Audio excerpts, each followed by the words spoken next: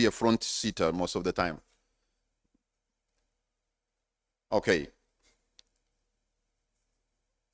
So we are still waiting for you, ladies and gentlemen. They are not reserved for anybody, I'm told. So let us take these seats. First of all, the images look great when we don't look scattered. For those who are watching at home, instead of looking at empty chairs, it looks bad. But also, practically, when people join us later, they just come at the back, and that looks okay. I think I have serious backbenchers in this room today. It's some die-hard habits, but thank you. If you're comfortable there, it's okay. I did that many times. Okay. I think it is always important. Our motto in Uganda is for God and my country. So it will be bad for us to start without putting this dialogue in the hands of the Almighty. May I suggest Kahunde Abwoli to come and lead us in a prayer.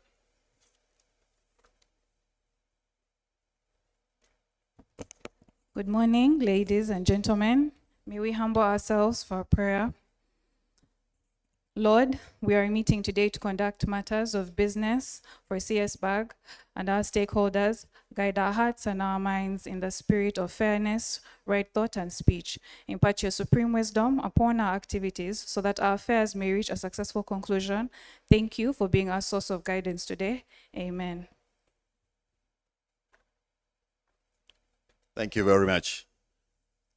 I've been looking in the auditorium, in this room. I can see men and women of substance in the business, in the economy, in the government, policymakers, and all everyday Ugandans, which means we are going to exchange ideas that can add value to our country, to our businesses, to our economy. This dialogue really is about how fiscal reforms can unlock trade and investment opportunities in Uganda. And I've been discussing with the Executive Director of CS BAG. He just put it very mildly for me to understand.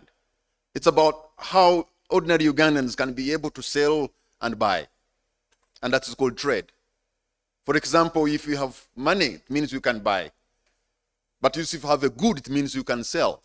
If you have a market for you to sell, that would be very good. But sometimes we struggle. You have a good, you have a product, but you don't have where to sell it. There are many times when I've had the president go to Kenya to literally beg the Kenyan government to buy our milk, to buy our sugar and other things. How will that grow the economy if people are not sure about the market? If Ugandans are sure about the market, they will produce. Because they have shown us. You remember when South Sudan had just come on board and it's a new nation and it's buying everything. Corporate Ugandans left their offices, went to Luwero, went to Kivoga and Mubende to produce. Why? Because there was a market. If you have a market, it is predictable, it is sustainable. Ugandans who are very enterprising will do amazing things. And I want to thank you, CS BAG, because you have brought us together, especially people of great minds in this sector, to dialogue. But also you have government in the house. You have the Deputy Governor Bank of Uganda is going to be in the house. You have URA in the house. You have policy makers in the house, members of parliament in the house. If you are a business person and there are policies in this country, how are they helping you? Or maybe are they hurting you? So these are the issues we're going to discuss today. If you are a dairy farmer and now there is a market in Algeria, I don't know how many, $80 million or something like that. How is that farmer in Kivoga, in Liantonde, really benefiting from that market that has been opened in Algeria? Yes, there's a business person as well who's exporting, but how about the local person? So I suppose when you're making our dialogue, we shall be looking at also the lowest person and the highest person possible, how all of them can benefit in this sell and buy, which is trade or business. Ladies and gentlemen, may I invite the Executive Director, CS BAG, Mr. Mukunda, to come and give us welcoming remarks. Let's welcome him with a round of applause.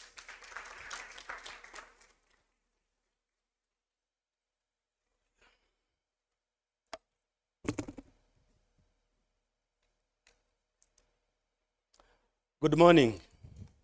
Good morning. I know we haven't had the breakfast, but it will come. The traffic jam has been terrible, so bad today. I don't know why, but probably I know it's because finance has raised so much money, everybody must make sure that they spend it before the year closes. So every corner road is being repaired in one way or the other. I just have two things I want to do. One is to welcome you and give you a perspective of why we are here and why we are doing this as CS BAG, but also give you an insight of our feelings about the financial year 2025-2026 and how we think it's promoting trade and business environment. Our guests, our development partners, our government representatives, private sector members, the captains of the industry, members of the media, and fellow citizens, and of course my colleagues from the civil society. I bring you warm greetings from CS BAG. We are on organizations, and our core mandate has always promote budgeting process that dignifies humanity, a process where every shilling reflects the value of equity, justice, and inclusion. We believe that a national budget is not just a financial plan, but a moral contract with the people. It should create opportunity, empower the vulnerable, and unleash potential for every Ugandan. Why are we doing this? We are doing what we call business linkages and investment connections.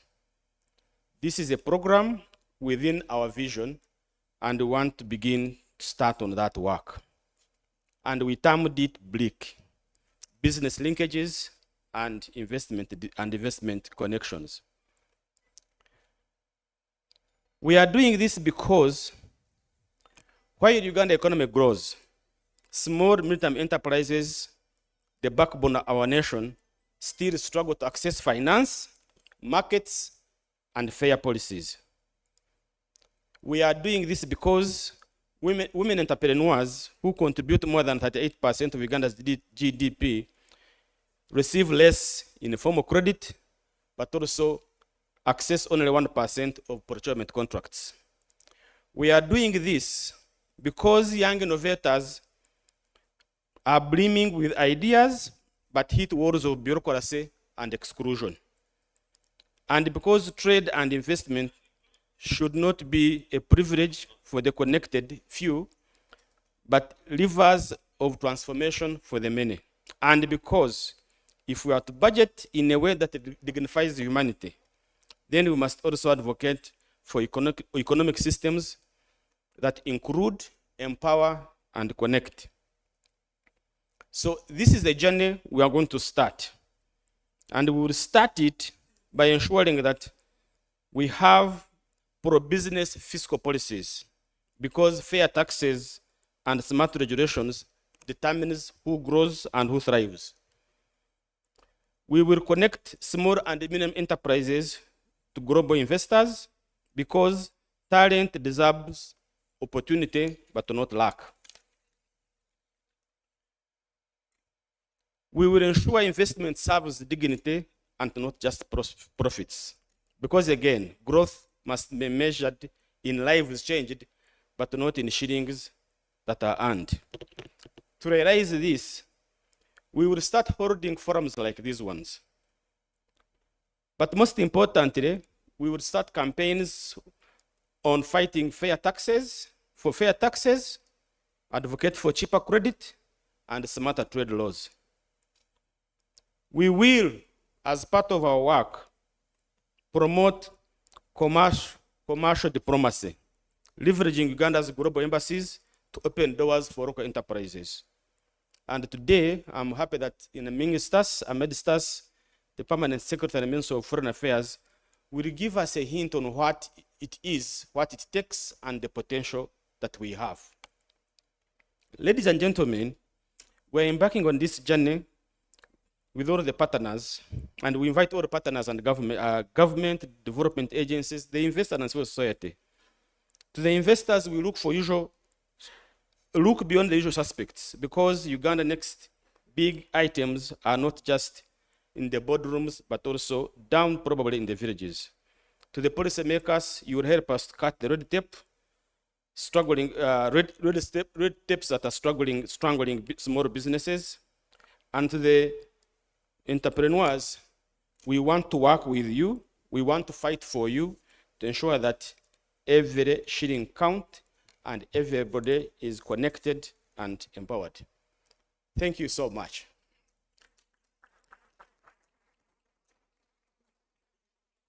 Should I then go to the next item? Or you want to invite me?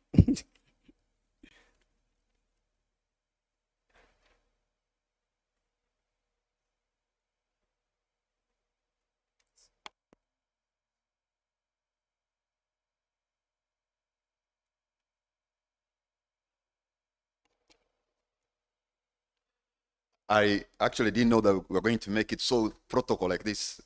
I actually thought probably you would have continued. But let me echo the words you said. They really sounded very beautiful, but if anything, they are also very meaningful.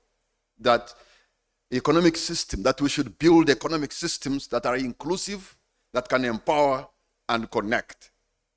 I really pondered about those words. Economic systems that are inclusive, that can empower and connect.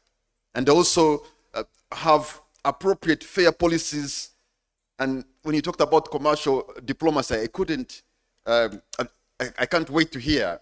And Dr. Vincent Vakire, we are honored to have you. You're most welcome.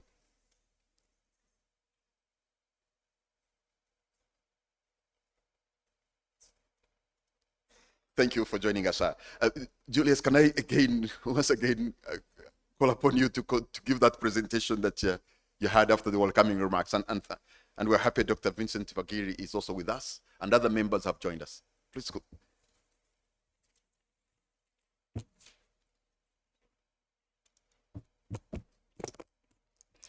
Thanks, Patrick. Today I'm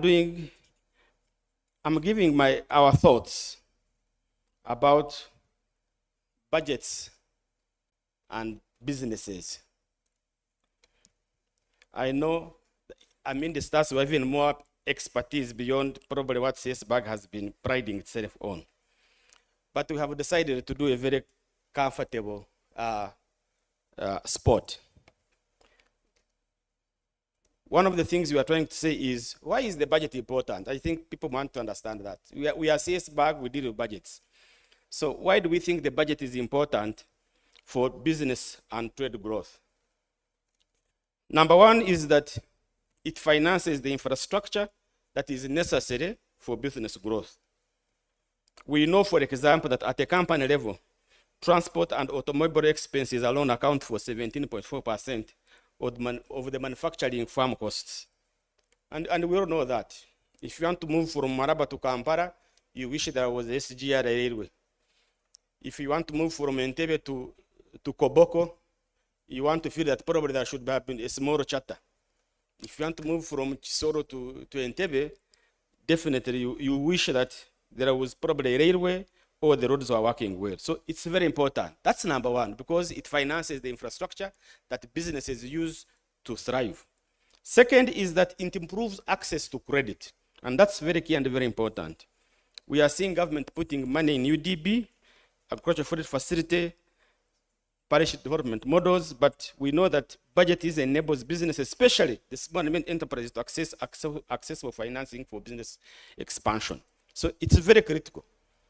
The third one is social sector financing, and it is something I had actually not been able to, it's something that people sometimes we take for granted. What does it do for the private sector? Because a healthier and a more educated workforce can enhance productivity. That is very key and very important. So we are all interested to have a very good healthcare system. And that's why I think all of us support a national health insurance scheme and ensure that our children are skilled in particular aspects. Trade facilitation is an area that can be supported by the budget. We know that very much. And I think here, this is where we have issues around one-stop centers for processing. Here, that's where we have our biggest agenda, which is around commercial diplomacy. How to promote it, government must take a lead on that.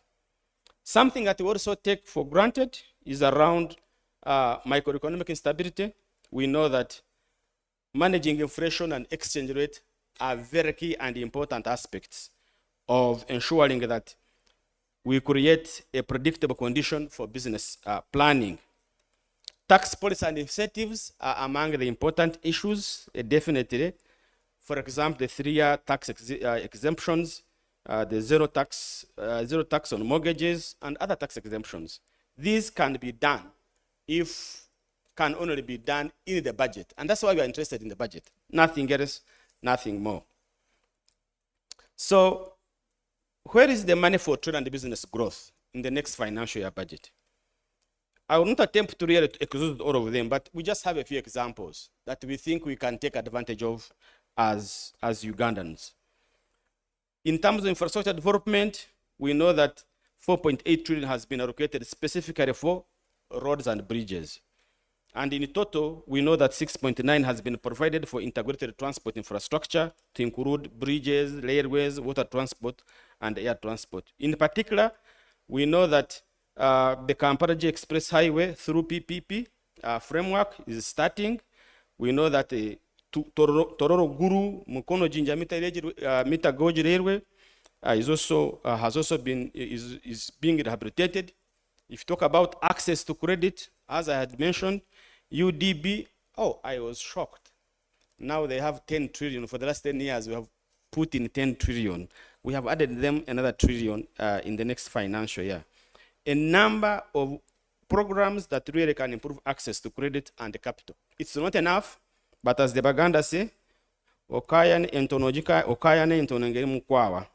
So, the Agro Credit Facility 50 billion, the Invite program, and also the Grow program are among the programs in the budget that can definitely improve access to credit.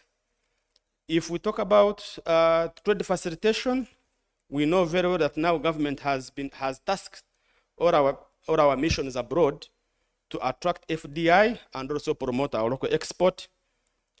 We know that government has 430 billion towards direct investment in tourism in the next financial year, and so many other elements that can come in. But also we know that government intends to stabilize the economy.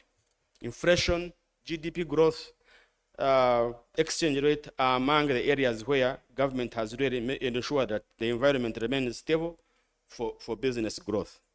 What do we want to see strengthened in the current budget? Among them, of course, is to strengthen Uganda commercial courts. That is something that businesses have really raised up seriously. We have 7 trillion locked up in courts. Just imagine, 7 trillion locked up in courts because of case backlog. As of 2023, the average resolution time for commercial disputes was around 500 days. So that's almost 2 years. And I think somebody told me that there was a judge who had 1,000 cases to resolve. Only one person. And I was like, even if you are using AI, these cases are likely not to be finished in time. Another element, we want government to address domestic arrears and enforce fiscal discipline. We have domestic arrears of 13.8 trillion. We are glad that the budget for domestic arrears has increased from 200 billion to 1.4 trillion. But sincerely, fiscal discipline is key and necessary. Reduce the cost of debt. The average interest rates now at 19.1%, and we believe that this is extremely so high. And for me personally, I blame government because it is responsible for this 19.1%. If we say we are going to borrow 11 trillion in the next financial year domestically, definitely there is no way the bank is going to lend us at a lower interest rate than what government is likely to be offering. So we are request that the government can look for even cheaper and better loans outside the country. Another element that we strongly support, of course, as I said, is our commercial diplomacy and export promotion. And I'm glad that our friend and colleague is around at least to let us know what it is, because it seems to be a game changer in this country, but it seems to be something that we've just started now. We really look forward to see how this program can be supported and improved. Improve regulatory efficiency is something that we need. And this is very basic. How long does it take you to transfer a land title? How long does it take you to start up a business and get license? How long does it take you to get assessment from Uganda National Bureau of Standards? They're the basic things. But also, how long does it take you to obtain a loan in this country? If you apply for a loan today, when it's likely to come? So these are the basic things that we want the regulatory environment to be able to improve. Prioritize completion of the infrastructures that drive business growth. Like I said when I was starting, that today JAM was extremely so hard because it seems every road in Kampala is supposed to be completed. But we want to see more infrastructures be finished. The industrial parks must be finished. We know we have our dams, the energy transmission lines, all these, if they are not finished, they cannot facilitate private sector. But also institutionalize private-public dialogue in budgeting. We want you to see that resources allocation to operationalize the structured private sector consultations before finalizing the budget. In short, and in conclusion, we are saying that fiscal reforms are crucial for unlocking Uganda's trade and investment potential. That's very important. Second item, that a stable, a transparent, and business-friendly fiscal environment will definitely attract investors and it will boost our exports. Government, private sector, and development partners must collaborate for this success, and definitely we look forward to continue having meetings of this nature where we can interrogate to ensure that we remove business constraints so that the ordinary person can also partake from this process.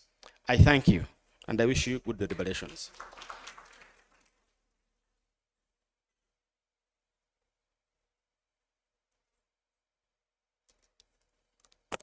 Give Mr. Mukunda another round of applause.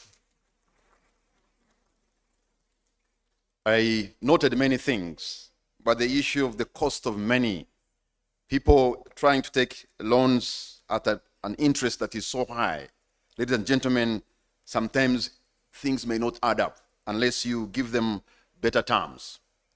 I also noted the issue of fiscal discipline.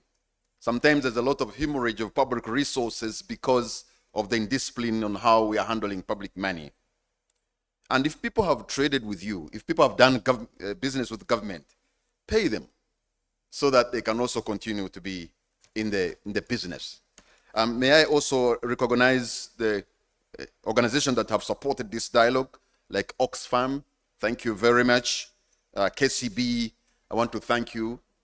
We also have, by the way, Uganda Revenue Authority is in the house. I think as business people, you'd love also to engage.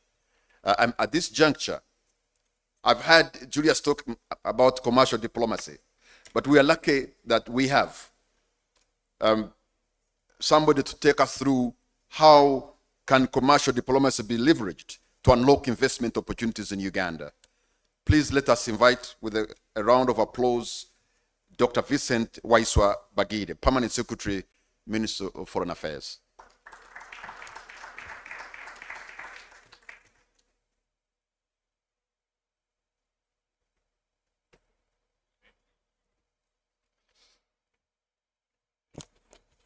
Thank you very much.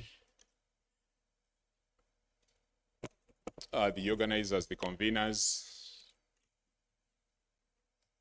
Julius and your team, my colleagues from the Ministry of Finance, Bank of Uganda, and all the panelists. Good morning to you all, ladies and gentlemen.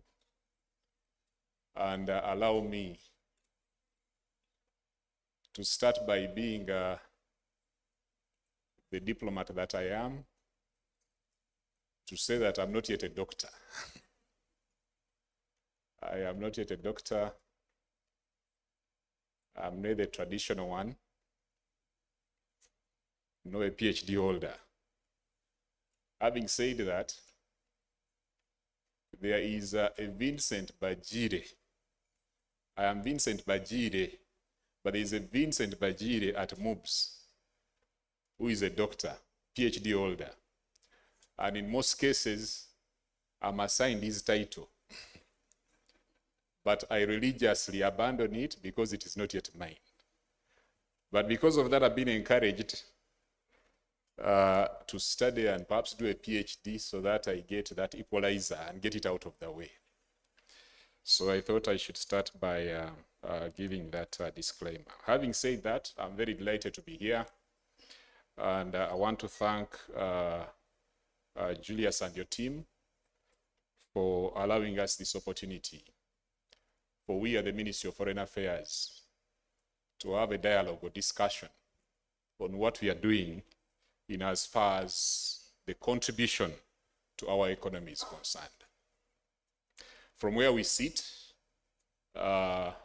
Ministry of Foreign Affairs and our missions abroad, we can argue we are the unsung heroes in as far as contribution to our economy is concerned. And I'll explain why in a while. But for your appreciation, we have 36 missions abroad on the African continent, in Europe, in America, in the Middle East. And we have 4 consulates. The 4 consulates are Guangzhou, Mombasa, Dubai, and Arusha. And those were selected. 1, Arusha, because we have the EAC, Mombasa, because much of our trade comes from Mombasa, Guangzhou, because much of our traders are there, Dubai, because of the strategic intent of that location for us as Ministry of Foreign Affairs. Now, the Ministry of Foreign Affairs or diplomacy is not about cocktails, as many people think, wine, as many people think, but it is actually a very serious discipline, as you'll hear from what I'm going to say. So because of that, government has undertaken a deliberate and phased approach to enhance development returns from Uganda's economic and commercial diplomacy. So all the missions that we have, the 36 that we have, are also accredited to other countries. For instance, you'll find that our embassy in Washington, D.C.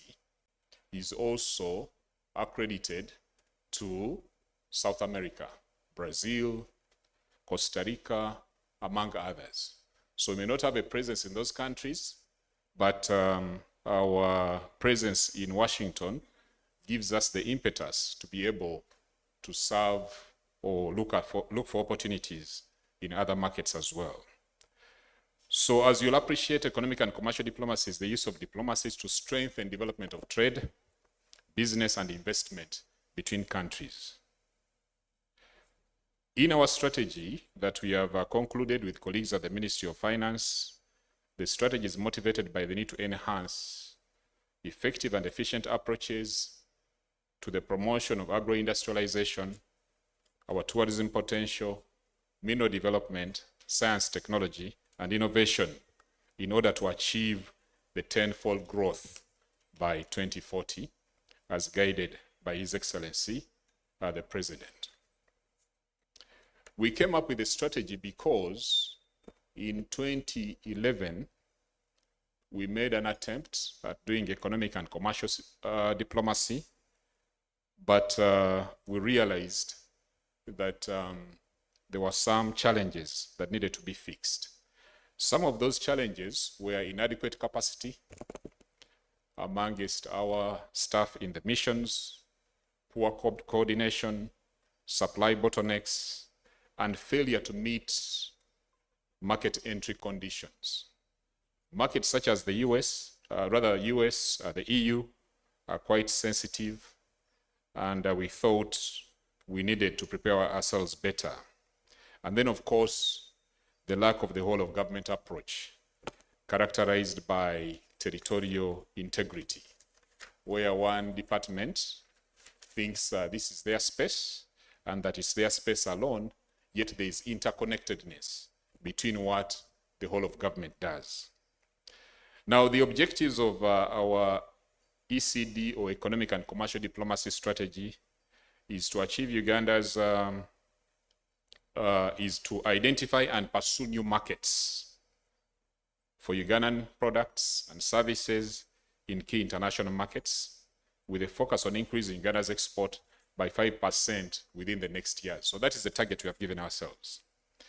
And then certainly to attract and increase foreign direct investment, foreign and domestic investment in Uganda's priority sectors by 5%, to leverage on our missions abroad to attract and facilitate science, technology, and innovation, and therefore knowledge transfer. And then certainly to leverage on our presence in the various countries to increase the tourist arrivals from countries of accreditation by around 20%.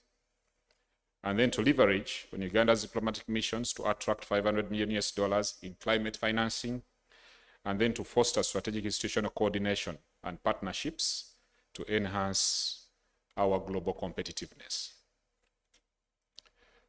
In terms of actual strategies for market access, we continue to negotiate trade agreements with key markets to increase market access and reduce trade barriers. To give an example in this particular aspect, there was a time Uganda had a surplus of sugar. And we knew that our neighboring countries had shortage of sugar. But some of them did not even believe that the sugar is manufactured in Uganda. So they assumed that Uganda goes to countries such as Brazil, imports sugar, and then sells it to the region, claiming that we have a surplus. So what the Ministry of Foreign Affairs did is we got the various departments of trade in the region and brought them and took them to the sugar factories in Uganda that actually produce the sugar, for them to believe that indeed Uganda has the surplus that we're talking about. So we took them to Kakira, to Kinyara, to all the sugar factories that you know. And then at the end of it all, when we had a meeting with them, that's when they confessed and said, we actually thought you people import sugar from the likes of Brazil and then dump it in the region, taking advantage of the EAC customs regime. So that's what we do in terms of negotiating and making sure that we have access. The other aspect we do is we conduct market research and gather what we call intelligence on markets, on target markets, to inform trade and investment decisions. Then trade facilitation. In terms of trade facilitation, what we are doing is simplifying customs procedures and reducing bureaucratic hurdles that some of the investors may be facing. Now, the other strategies we have relate to economic and commercial intelligence, where we gather and analyze economic data. And this analysis of economic data, where we work with the likes of UNCTAD in Geneva, they give us solid information of what may be required in what market. And then, of course, commercial intelligence, we gather commercial data and analyze it to examine where the business opportunities may be. Now, we've also been working on development and implementation of public-private partnership to support our ECD objectives. We have many examples of these. We facilitate private operators from other countries that come to undertake projects with the government. And then, of course, we've been working on the digital economy development to develop and implement strategies to support the growth of Uganda's digital economy, and also promoting e-commerce, digital trade facilitation, among others. And then certainly, there's something that we need to do as a country, That is, we need to have a country branding. To develop and implement a country branding strategy to promote Uganda's image and reputation abroad. Branding also requires that the way we package our goods is also improved. I don't know how many of you have traveled to Dubai, but when you travel to Dubai and you go to receive your bags, they are our friends, our traders that trade there, that at times take produce. But the produce is in a sack, and in some cases, and I've seen this personally, in that sack, there is cassava. Yes, cassava will have space in Lulu supermarket in Dubai, but the cassava has soil, isn't it? You've exported both cassava and the soil, and the packaging is not good, so it's not attractive. Now that affects the branding of Uganda. So we need to work on such imperatives to make sure that we present a good image and that what we take to the market is also presentable. Now, in terms of budgeting, the Ministry of Finance and government in general as associated with the need to implement economic and commercial diplomacy because there are dividends that are evident, that we have seen. And as such, in the coming financial year, around 55 billion has been allocated for that purpose, for the purpose of promoting economic and commercial diplomacy. Now, what does this involve? This involves a number of aspects. These aspects, among them, is to ensure that we as the Ministry of Foreign Affairs can do as many joint permanent commissions as possible. Now, the joint permanent commissions are a mechanism where Uganda and, say, Kenya sit together to discuss how we address non-tariff barriers. As you know, time and again, Ugandan farmers with the poultry products or dairy products have a challenge to access markets within the region. Now, these challenges don't just go away overnight. They go away because the Ministry of Foreign Affairs has sat with colleagues from Nairobi and discussed how we do away with these NTBs. And we do that on a regular basis. So these resources we are talking about are to enable us to have discussions with these markets to ensure that we do not only supply part-time, but we have market presence within the region. Such that if you went to Carrefour in Kenya, you will find Lato milk consistently. Not Lato milk 1 month and then next month you go there, the product is not on the market. Because if that happens, the consumers that have been taking that particular product will forget about it. Even if it comes back on the market, they'll not be interested because they know the market is not reliable. Having said that, we have some constraints. And these constraints, some of them are supply constraints. And we are working as a whole of government, the Ministry of Agriculture, as well as the Ministry of Trade, to ensure that these are addressed. What are the major issues here? We have had orders as a country. We have been told supply us yellow beans, as an example, in the UAE. And then Ministry of Foreign Affairs has gotten this opportunity and communicated to colleagues in trade. Colleagues in trade reach out to the colleagues in agriculture. And then you find that if they want several tons of yellow beans, Uganda can only have probably 1 ton. And after that 1 ton, we all retire and there is nothing else to deliver. We have had instances where traders have gone and gotten markets. Let's say for ginger, tangauzi, they supply 1 container and they switch off their phones. So, even as we look for these markets, even as we have work to do internally to make sure that these markets are sustained. We don't just do things on a part-time basis. Then, of course, certainly the quality and standards. And I'm glad that the Ministry of Finance has allocated resources to UNBS to ensure that they buy the necessary equipment to be able to provide the quality assurance service that we need of them. In Europe, there is sanitary and phytosanitary issues on a regular basis. I receive letters from the EU on a monthly basis telling us there was a consignment that actually was not fit for purpose. And these are things that we can avoid. These are things that we can handle. So we need to work as a whole of government to ensure that these issues are addressed such that our products find their way in the markets where they need to be. Then, of course, I'm glad that more money is going into UDB, but we also need to think about insurance, the aspects of insurance. Those are other major issues that we need to be able to work on these markets as much as possible. As I said earlier, we continue to retool our staff at the ministry. As you'll appreciate, diplomacy used to be practiced in a different manner, but now we focus on economic and commercial interests of the country. So in terms of implementation arrangements, as I said earlier, we are working as the whole of government.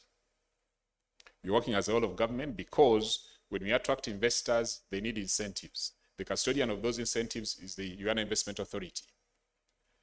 When you attract investors, they need licenses. And the custodians of licenses and so on are either KCCA and all these other organizations. And then certainly we have a mechanism to monitor what we are doing, which is very well documented and well articulated. So what we have done is define the duties and responsibilities of all stakeholders. For instance, foreign affairs, what is your role? Foreign affairs does not have any product. We don't have any particular product. These products come from different sectors. If you're talking about science, technology, and innovation, it's the likes of Kira EV, isn't it? If you're talking about agricultural products, it's the Ministry of Agriculture. If you're talking about trade, it's the Ministry of Trade. So our role is to coordinate all MDAs. How do we coordinate? What do? We provide platforms where we sit in a place like this and make sure that all MDAs are on the table as we're having a discussion with our prospects or prospective markets within the region and everywhere else where we are accredited. And then, of course, we have been doing the work of consolidating trade statistics and information to make sure that we are data-driven. We know how much, in terms of agricultural products, is exported into the Middle East, and we know what potential Uganda can have should we put our act together and determine that those are markets that we need to approach. Then, of course, we are involved in negotiations of cooperation agreements and frameworks. And then we are involved, as I said earlier, in negotiating the elimination of non-tariff barriers and tariff barriers.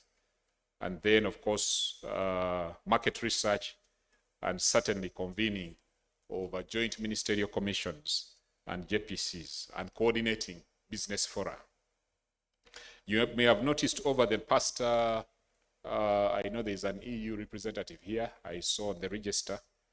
We've been working with the EU in the last 2 or 3 years to organize the EU-Uganda Business Fora. Now, those fora, there's participation from our missions in Europe, and that participation has been able to open up some opportunities here in Uganda for organizations in Europe. And then, of course, our colleagues in finance have a responsibility in trade, agriculture, tourism, energy, and mineral development, have a duty to play, among others. So, as you all know, we operate in a very competitive environment, and we all vie for the same market. So if it is Uganda, and we're looking for a market in the Middle East, just be sure our neighboring countries are also doing the same, because in many ways, they have the same products. What that means is that we need to have a very elaborate approach that is guided in a very coherent way, and that is what we have done, working with our colleagues in the Ministry of Finance to make sure that we have a strategy that is detailed, and that strategy will be shared sooner than later after our two TMTs, top management teams, have gone through it to ensure that everything that we do is guided. But I want to add fundamentally that in doing this, we are doing it for the economy. As I said earlier, our ministry has no product, but the products reside with the citizens, they reside with the ministries and so on and so forth. But there are some fundamentals we need to take care of, such as certification. Certification. Uganda is a big beef producing country, but we don't have what we call halal certification. We don't have halal certification. What does that mean? We can't export beef in certain markets, even when they tell you that the beef in East Africa is different from the beef anywhere else, but we can't export. So there are things that we need, fundamentals we need to work on, and we have that entire profile of what we as government of Uganda, and indeed all actors, private sector, civil society, need to work on to ensure that we have these opportunities and we harness them. So, ladies and gentlemen, allow me to say, once again, to thank the conveners for this opportunity, and to conclude by saying that the Ministry of Foreign Affairs, many wonder what we do. Yes, we are concerned with what is happening in the Middle East, as you know, the Iran-Israel situation, but we're also concerned about markets, and we play an active role in the mobilization of market access for Uganda's products, and also many other aspects that contribute to the development of our economy. I thank you, ladies and gentlemen.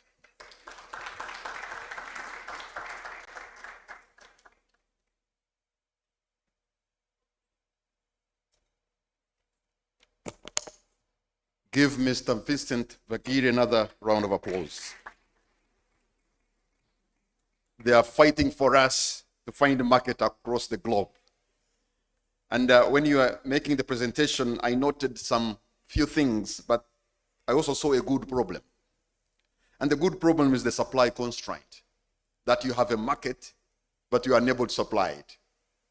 Like when they say we need 1 ton of onions, you send one and the next day you can't.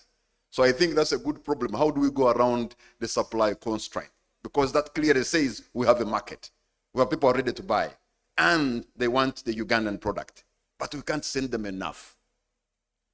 But also, when you talked about the issue of branding, especially when you're in Dubai, can I call it the Dubai debacle, and you saw that sack and it's looking funny. It's not funny, ladies and gentlemen, because the world runs on perception. If they are going to look at the Ugandan things looking bad, that's going to be our image. So we need to work on the perception. There was a friend of mine who was contacted to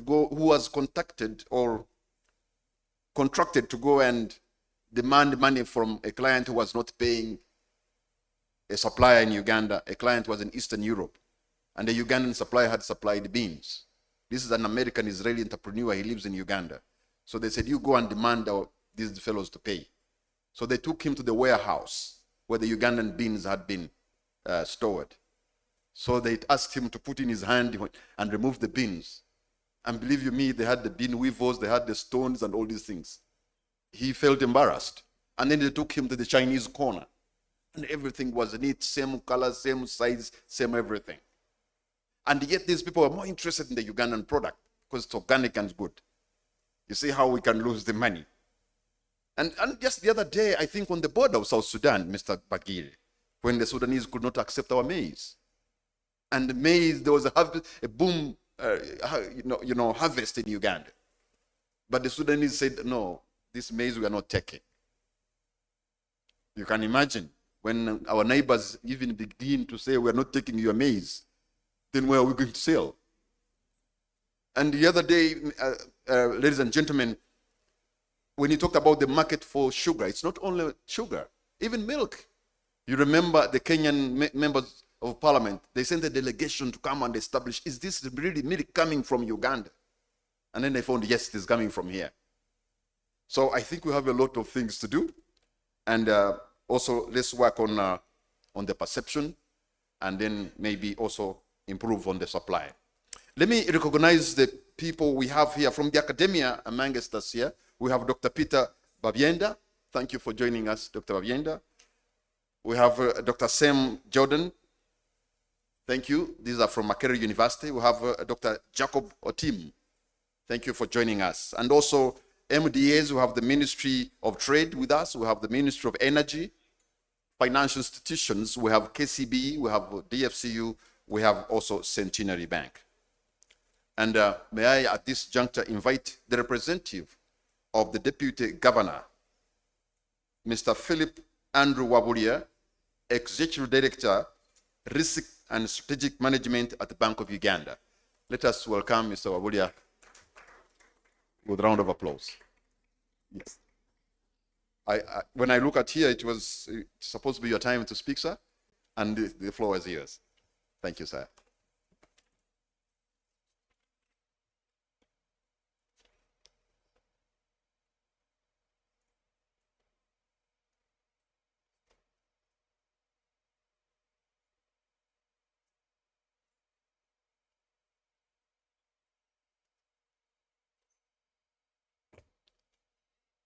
Thank you very much, ladies and gentlemen. As introduced, my name is Philip Wabulia. I'm the Executive Director, Risk and Strategy at the Bank of Uganda. And I stand here to represent the Deputy Governor who's unable to come due to some pressing needs. Before I give my speech, I think it would be nice to give you a little bit of a background about myself.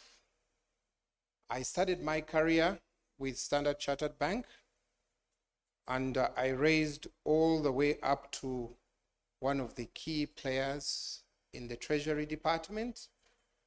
And then Citibank came looking for someone to set up their treasury, and I joined Citibank at that time. And I rose in Citibank all the way up to a vice president in global markets, someone who used to disturb a lot of those currencies. Then Stanbic came knocking, and I joined Stanbic, where I worked for about 6 years. And I again rose up to the first Ugandan director in global markets. So while at Stanbic, the late Governor Mutebile approached me and said, it is time to serve your country. And I gladly joined Bank of Uganda in 2012 as the Executive Director Operations, where I served for about 5 years. Then in 2018, the governor asked me to become part of the team that was negotiating most of the oil contracts. So I moved to the Petroleum Investment Fund. After we had wrapped up that, actually that was 2015. After we had wrapped it up, I was then asked to move to risk and strategy. That's where I am now, to try and again improve the bank. So today, I'm here to represent the Deputy Governor, and I would like, with your permission, to read exactly what he intended to read when he was here. So, the Permanent Secretary, Secretary to the Treasury, members of Parliament present, the Executive Director, CS-BAG, my fellow, I would say, executives, staff of government MDAs, civil society organizations, distinguished ladies and gentlemen, all protocol observed. I would say good morning. It is a it's an honor and privilege to be invited as a guest at this high-level financial year 2025-2026 post-budget dialogue. On behalf of the Bank of Uganda, I extend my sincere gratitude to the Civil Society Budget Advocacy Group for its active participation in Uganda's budgeting process, particularly in providing insights from the common man's perspective, which I believe promotes transparency and accountability. Obugalu.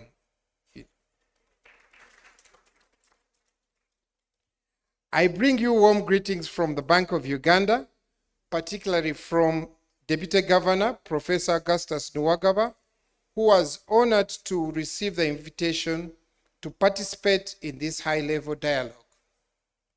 However, Professor Nuwagaba is unable to join us today due to prior commitments at the bank.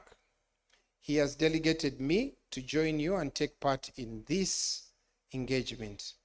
I would like to thank the Executive Director of CS Bank, Mr. Mukunda Julius, and his team for organizing the business to budget dialogue following the budget speech delivered on Thursday, 13th June 2025.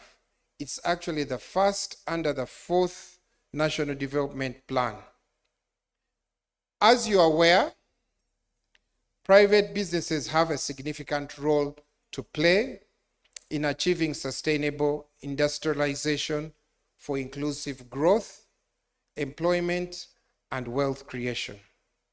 These are prerequisites for the successful implementation of Uganda's tenfold growth strategy, which is anchored on 4 primary sectors.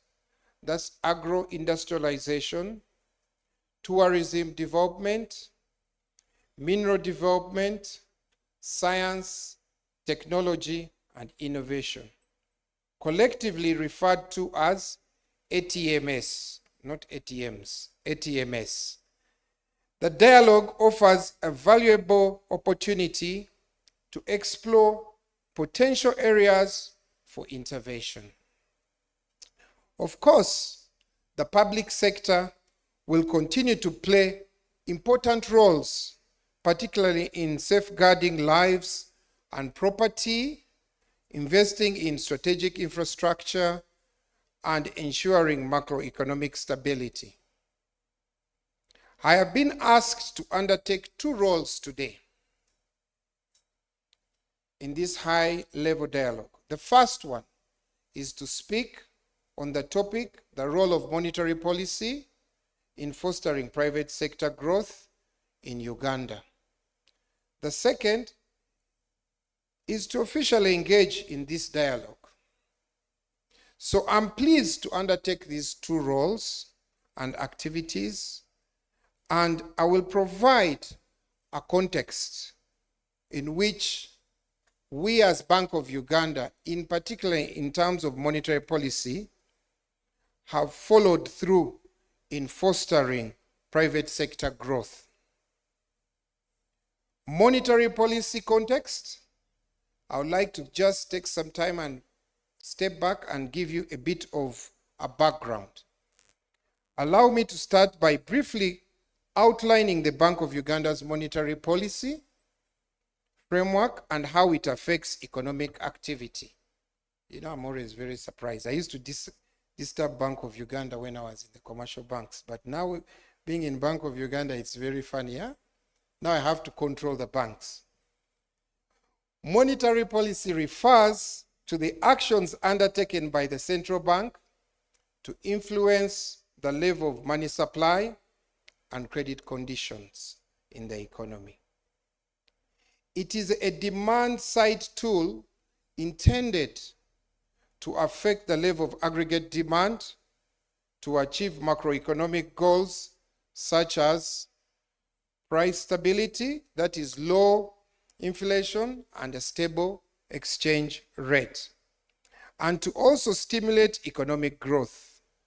As you know, stable price levels support long-term planning and business confidence.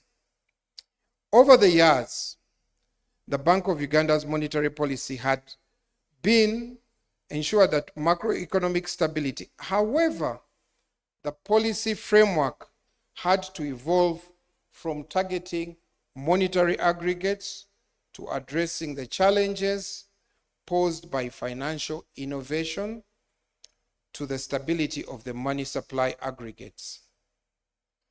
In 2011, Uganda transitioned to an inflation targeting monetary policy framework. This framework involves the central bank publicly committing to achieving a specific quantitative target for the inflation rate or range over a defined period. I would repeat that. This framework involves the central bank publicly committing to achieving a specific quantitative target for the inflation rate or range over a defined period. In our context, this target is defined as core inflation below 5% in the medium term. The inflation targeting approach is a forward-looking approach, relying on accurate projections of future economic activity and price developments. The main policy instrument the central bank uses is the central bank rate, with the 7-day interbank rate serving as an intermediate tool.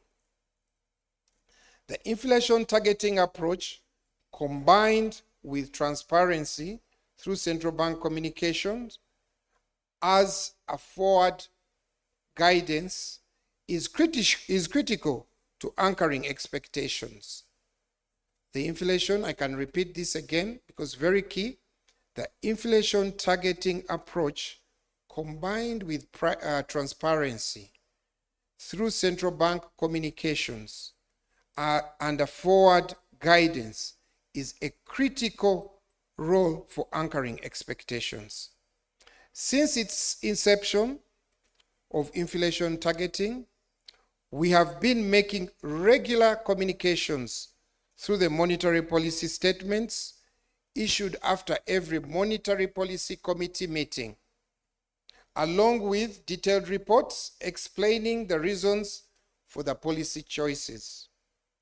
All of this is intended to guide household heads and private entities in their decision making. It is important to note that in Uganda, like in most developed countries with underdeveloped financial markets, the credit channel, which I will refer to as loans, operating through interest rates, that is the lending rates, remains the main medium of monetary policy transmission. This means that the cost of credit or the lending rates directly affect demand for goods and services. I repeat that. This means that the cost of credit or the lending rates directly affect demand for goods and services. Persistent push to these demand conditions ultimately feeds into price levels and the observed inflation rates reported by Uganda Bureau of Statistics every month. Monetary policy, therefore, influences private sector activities through these interest rate adjustments and money supply management on credit investments and consumption decisions of economic agents. So, when you look at it, we are talking about monetary policy influencing private sector activities through these interest rate adjustments that we tend to do and that are transmitted through the banks. And also money supply management, so controlling how much money is in the economy, also affects the level of credit investments and consumption decisions of economic agents.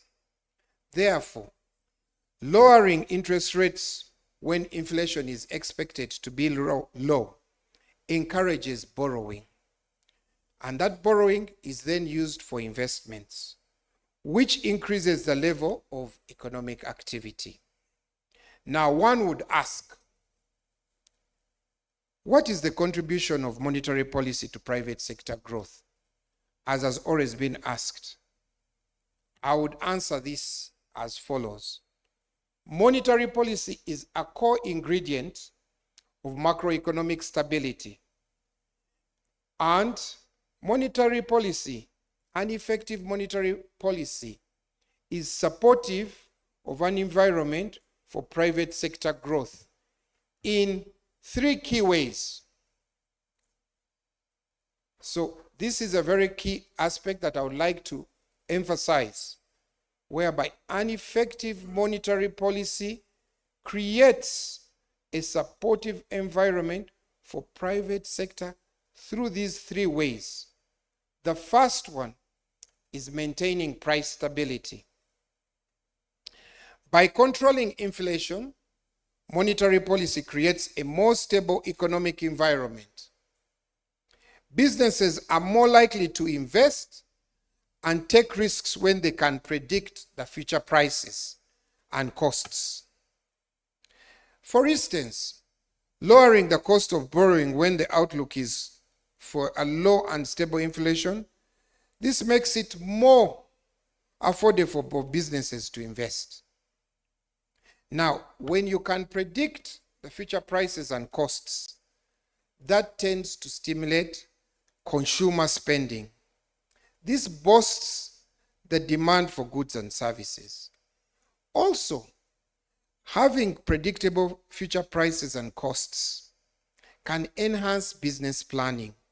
This attracts both equity investments into our companies in Uganda and investments in the bonds issued.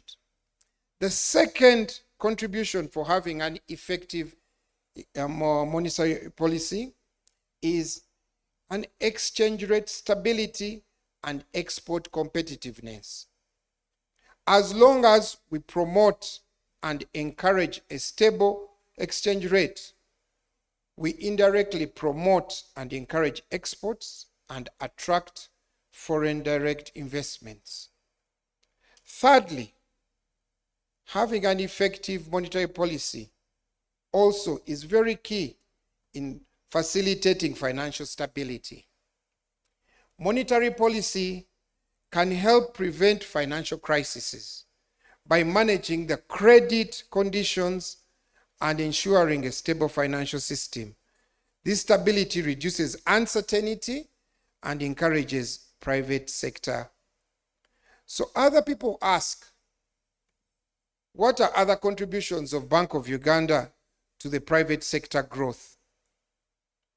Some of the contributions which are very evident is with what we do in Bank of Uganda, Uganda achieves a sovereign rating that encourages external parties to come in. Bank of Uganda has also managed what we call an agricultural credit facility, which has been very key in supporting mostly the agriculture sector.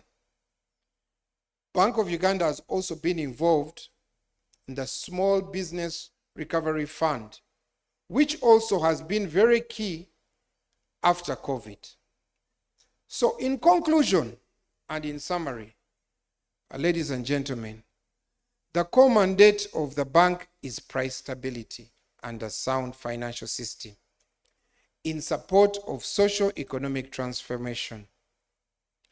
The purpose of the monetary policy, as I defined, is price stability and stable and low exchange rates. Like I have said, price stability is very fundamental for long-term planning and business confidence. Having a stable exchange rate encourages international competitiveness and promotes foreign direct inflows. Therefore, as I end, monetary policy ultimately supports our financial stability, which is critical for any economy. On behalf of Professor Augustus Nuwagaba. I would like to thank all of you for attending today. And with those few words, I would like to end my speech. Thank you very much.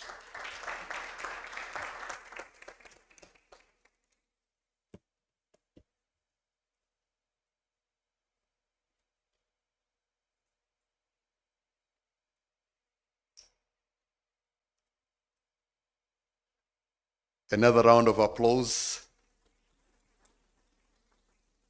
Thank you very much. There was an intended amendment of the program. You thought of the Constitution? No. There was an intended amendment of the program. And sir, I would request that you listen to the plenary, to the panel discussion, because you have another cardinal role to play. Thank you very much, sir. Thank you very much. We were supposed to have had a keynote speech right now, but I'm going to do another amendment of the program so that the acting commissioner can speak to us after the break, so that after his presentation, then we go to a plenary discussion, because whatever he's going to say will really have an impact on the panel discussion. And so I would request that we have one presentation from the Executive Director, KCB Uganda, and after that, we take a break. And when we come back, the commissioner will give us, the acting commissioner will give us the keynote address and then the panel discussion. So, ladies and gentlemen, let us welcome with a round of applause the ED, KCB Uganda.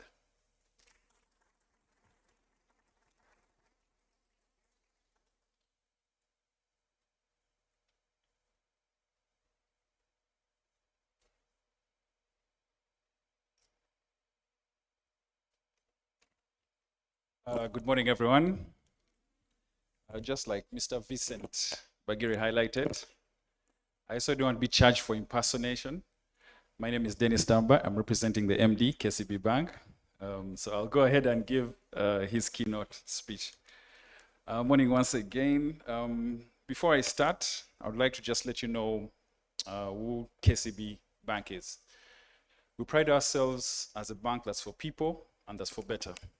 And through our different engagements, directly or indirectly, in terms of how we support the economy, we pride ourselves as a regional powerhouse with presence in the region.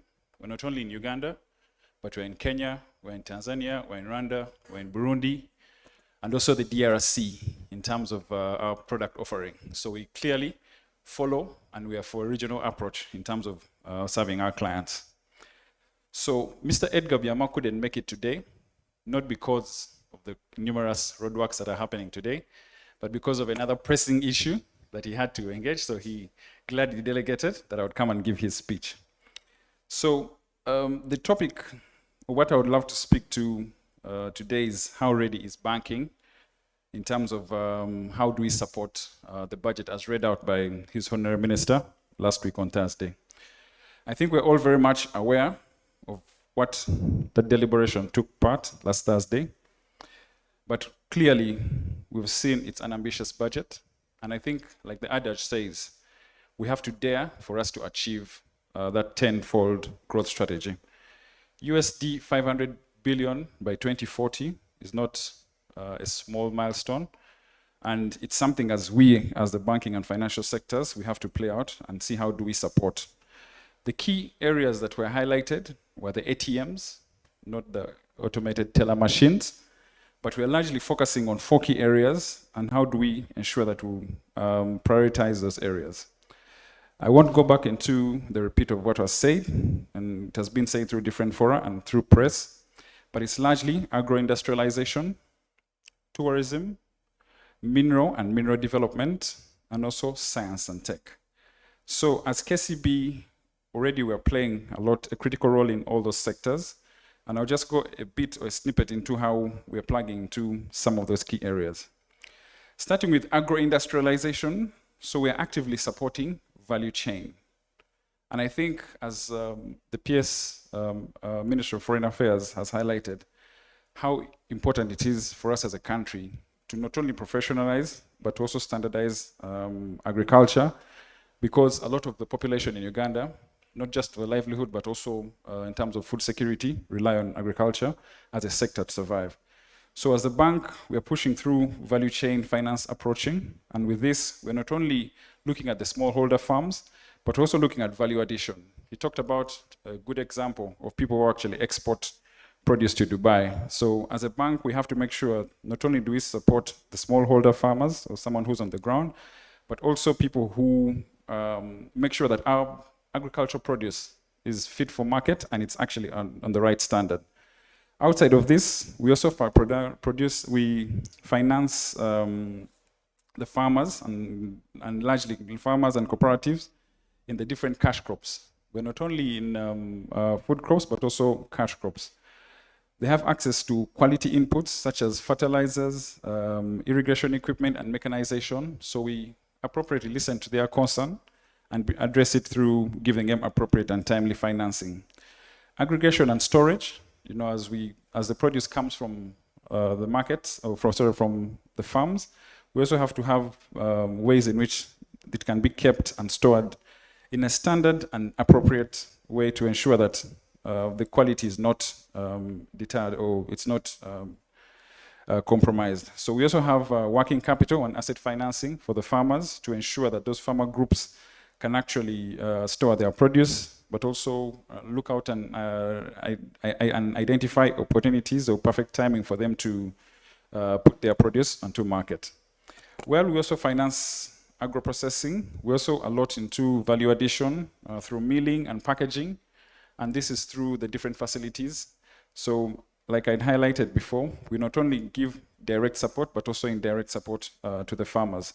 So we offer cold storage facilities and product quality, but also through our different partners and MDAs, we also do a lot of technical assistance to make sure that we not only finance them, but we also make sure that their produce is, we can take them through the whole value chain and the whole production line to ensure that their product is fit not only for our market here in Uganda, but internationally. Export, we're a bank that prides ourselves in trade finance. We leverage our large balance sheet to ensure we can offer trade finance facilities. We do quite a bit of invoice discounting, letters of credit, post-shipment financing, and all this is not only to agricultural producers, but anyone else who would like to seek that service. Tourism, and I think through the advocacy that we have seen through the civil society, we're glad that the government is actually financing and pushing a lot of funding, a bit of adequate funding into tourism. And as the sector, not only KCB, but also the banking sector, we also have to ensure that we support Uganda's tourism sector. We need these dollars, and for us to get these dollars, it's best we invest and have the best experience for people who would love to come and see Uganda. So as a bank, we not only finance the real estate, and in this case, we not only look at the lodges, the hospitalities, but also we look at financing the value chain that sits with tourism. So we play in different areas and different tourism zones, not only here in the central, which is Kampala, but we also have presence in Jinja and a lot of the Albertine region. And this helps us to give a good experience by enhancing the lodges, making sure that the person who comes to visit Uganda can have a good experience by sleeping and enjoying Uganda comfortably. Also, we support contractors through working capital and asset finance. We do a bit of asset financing on them, the tourist vehicles, and anything else that they look at. We also do a bit of beverage distributors who supply those lodges and hotels, and also the direct transport to ensure that they can actually get to the lodges. On the side of mineral development and oil, which is mineral development and oil and gas, we're a key player. And with this, I think one of the latest publications that you've seen, we are part of the East African pipeline. So one of the institutions that actually funded the pipeline.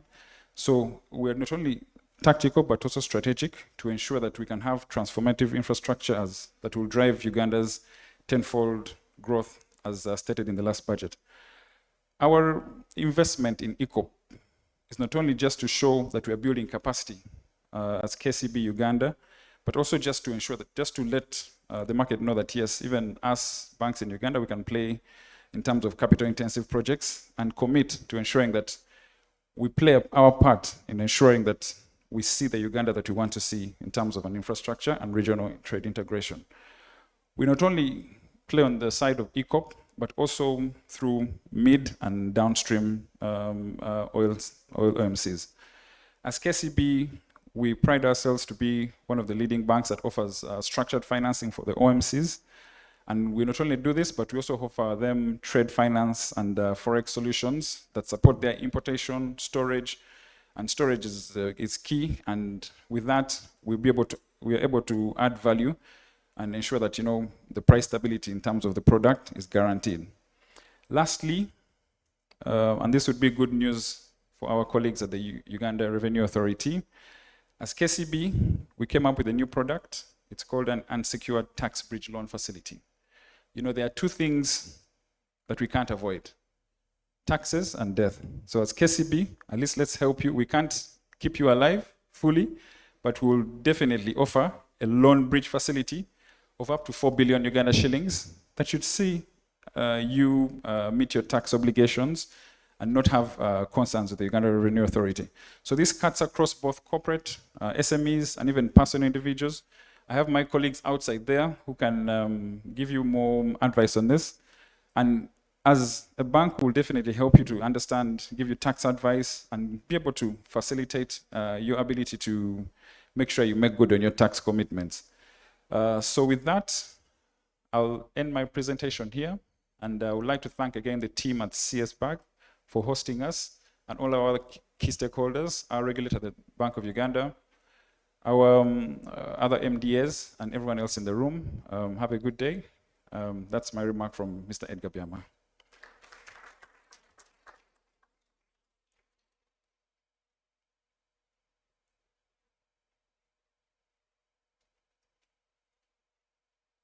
Give KCB another round of applause. He has ended with good news.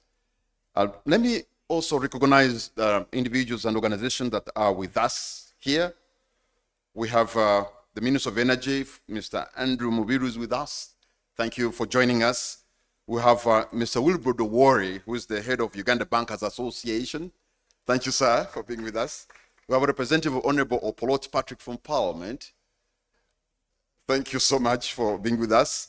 We have Ms. Sophie Nampeo from Oxfam Uganda. Dennis Damba from the KCB.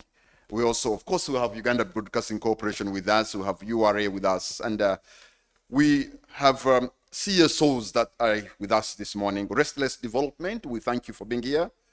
BRAC International, we thank you. Africa Center for Trade and Development, we thank you. Open Space Center, we thank you. Uganda Net Network and AKU, we thank you very much. Integrated Child Services also are here. So ladies and gentlemen, I'm sure our break, our tea and coffee has been ready. So we're going to take a health break, or tea or coffee break, and then we come back for a keynote address, and after that, a panel discussion. So shall we take a break, ladies and gentlemen?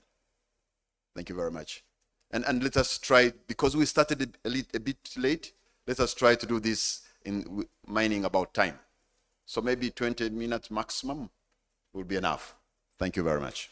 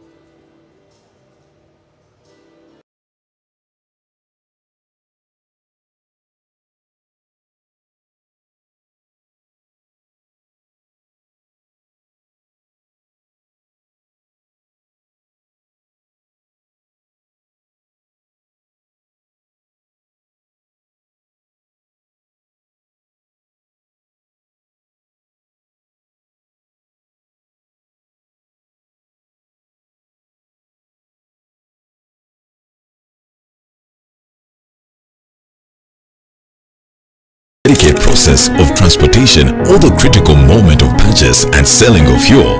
But sometimes, before you can purchase oil, the cost weighs heavily and brings your entire operation to a halt. One interruption brings disruption to your business and maybe to the whole nation and puts you on the wrong side of the law. Introducing the KCB Tax Bridge Loan, an unsecured short-term solution designed to keep your oil and gas business moving, no matter the tax demands ahead. Get up to 4 billion Uganda shillings at 16.5% annual interest, 30-day tenor. No collateral, no delays, just what you need to pay your taxes. With KCB Tax Bridge Loan, make sure tax never slows your pace down, especially in oil and gas where momentum is everything. In the oil and gas business, growth is fast and does not like interruptions. Not in the steady flow of production, the delicate process of transportation, or the critical moment of purchase and selling of fuel. But sometimes, before you can purchase oil, the cost of tax compliance weighs heavily and brings your entire operation to a halt. One interruption brings disruption to your business and maybe to the whole nation and puts you on the wrong side of the law. Introducing the KCB Tax Bridge Loan, an unsecured short-term solution designed to keep your oil and gas business moving, no matter the tax demands ahead. Get up to 4 billion Uganda shillings at 16.5% annual interest, 30-day tenor. No collateral, no delays, just what you need to pay your taxes. With KCB Tax Bridge Loan, make sure tax never slows your pace down, especially in oil and gas where momentum is everything.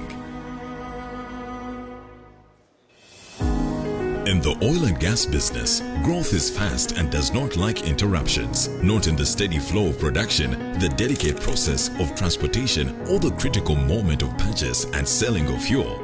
But sometimes, before you can purchase oil, the cost of tax compliance weighs heavily and brings your entire operation to a halt. One interruption brings disruption to your business and maybe to the whole nation and puts you on the wrong side of the law. Introducing the KCB Tax Bridge Loan, an unsecured short-term solution designed to keep your oil and gas business moving, no matter the tax demands ahead. Get up to 4 billion Uganda shillings at 16.5% annual interest, 30-day tenor. No collateral, no delays, just what you need to pay your taxes. With KCB Tax Bridge Loan, make sure tax never slows your pace down, especially in oil and gas where momentum is everything. In the oil and gas business, growth is fast and does not like interruptions. Not in the steady flow of production, the delicate process of transportation, or the critical moment of purchase and selling of fuel. But sometimes, before you can purchase oil, the cost of tax compliance weighs heavily and brings your entire operation to a halt. One interruption brings disruption to your business and maybe to the whole nation and puts you on the wrong side of the law. Introducing the KCB Tax Bridge Loan, an unsecured short-term solution designed to keep your oil and gas business moving, no matter the tax demands ahead. Get up to 4 billion Uganda shillings at 16.5% annual interest, 30-day tenor. No collateral, no delays, just what you need to pay your taxes. With KCB Tax Bridge Loan, make sure tax never slows your pace down, especially in oil and gas where momentum is everything. In the oil and gas business, growth is fast and does not like interruptions. Not in the steady flow of production, the delicate process of transportation, or the critical moment of purchase and selling of fuel. But sometimes, before you can purchase oil, the cost of tax compliance weighs heavily and brings your entire operation to a halt. One interruption brings disruption to your business and maybe to the whole nation and puts you on the wrong side of the law. Introducing the KCB Tax Bridge Loan, an unsecured short-term solution designed to keep your oil and gas business moving, no matter the tax demands ahead. Get up to 4 billion Uganda shillings at 16.5% annual interest, 30-day tenor. No collateral, no delays, just what you need to pay your taxes. With KCB Tax Bridge Loan, make sure tax never slows your pace down, especially in oil and gas where momentum is everything.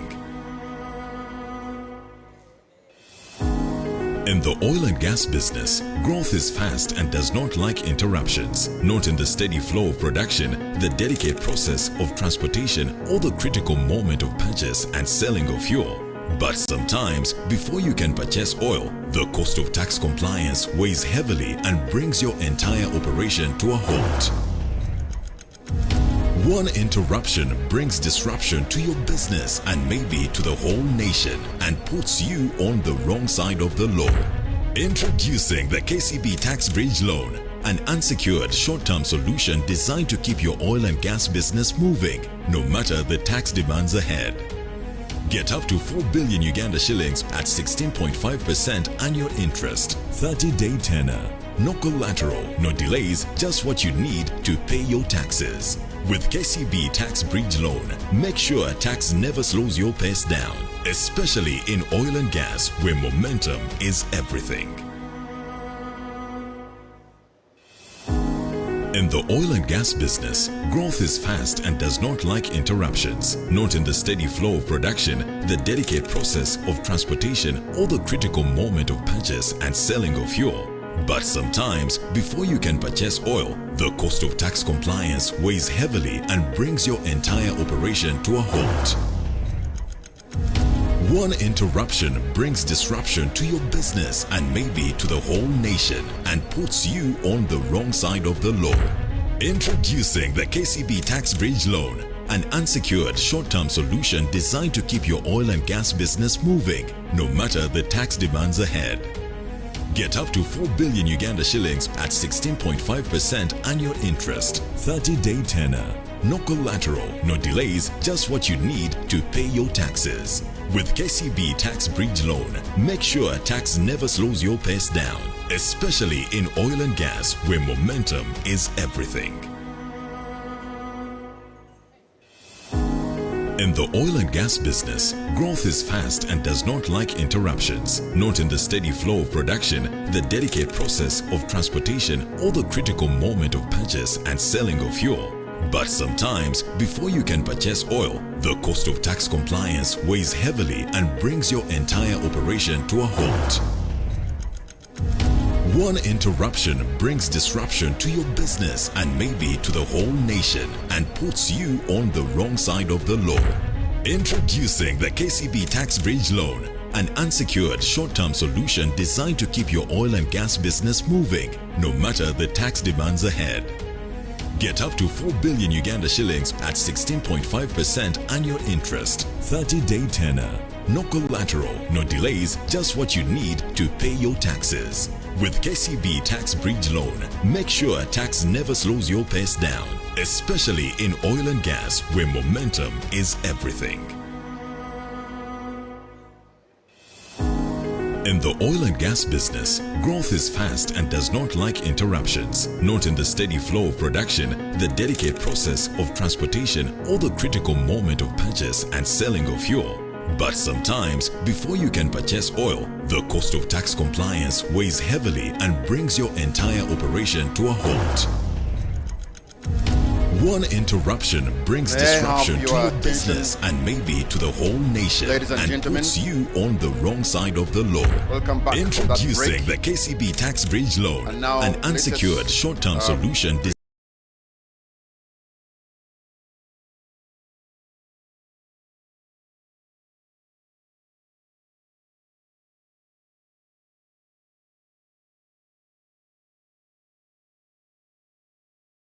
and trade opportunities for the private sector. May I invite the Acting Commissioner, Budget Policy and Evaluation, Mr. John Muheiruoha. Let us welcome him with a round of applause.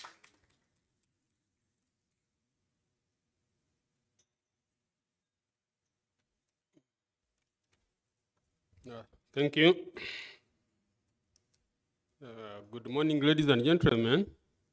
Protocols observed. As he has mentioned, my name is John Muheiruoha.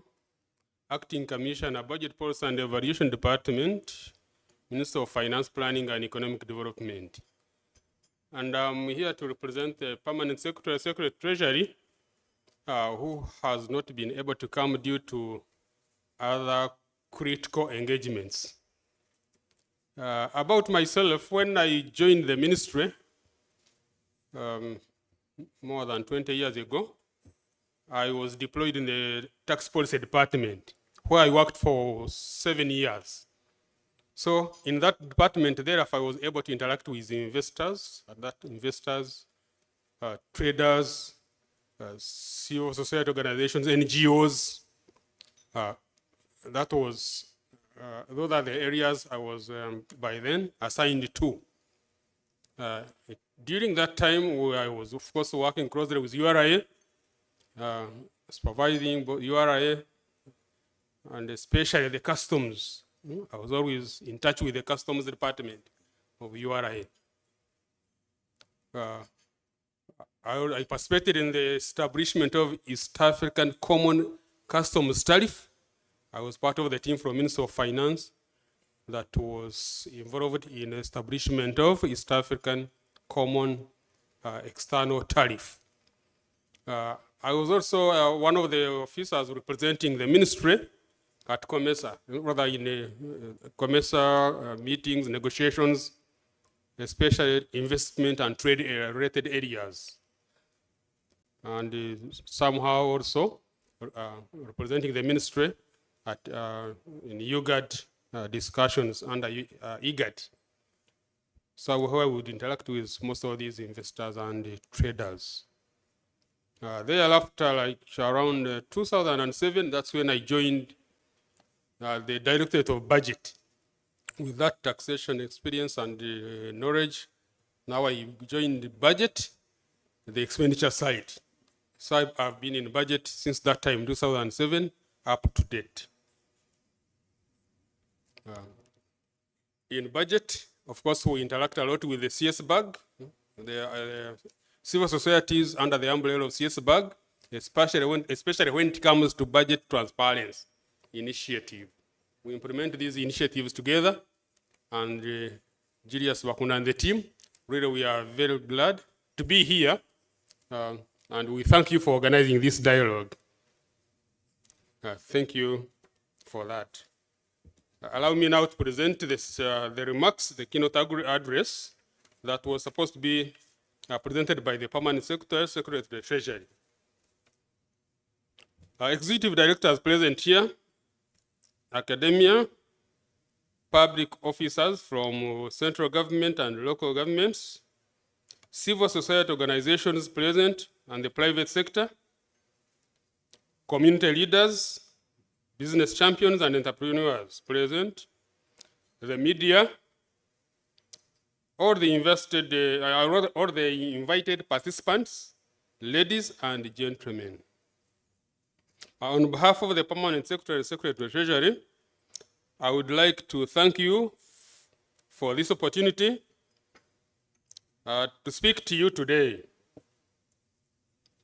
We value this dialogue because civil society plays a critical role in giving a voice to the everyday Ugandan, especially those working hard in the markets, farms, workshops, startup businesses across the country.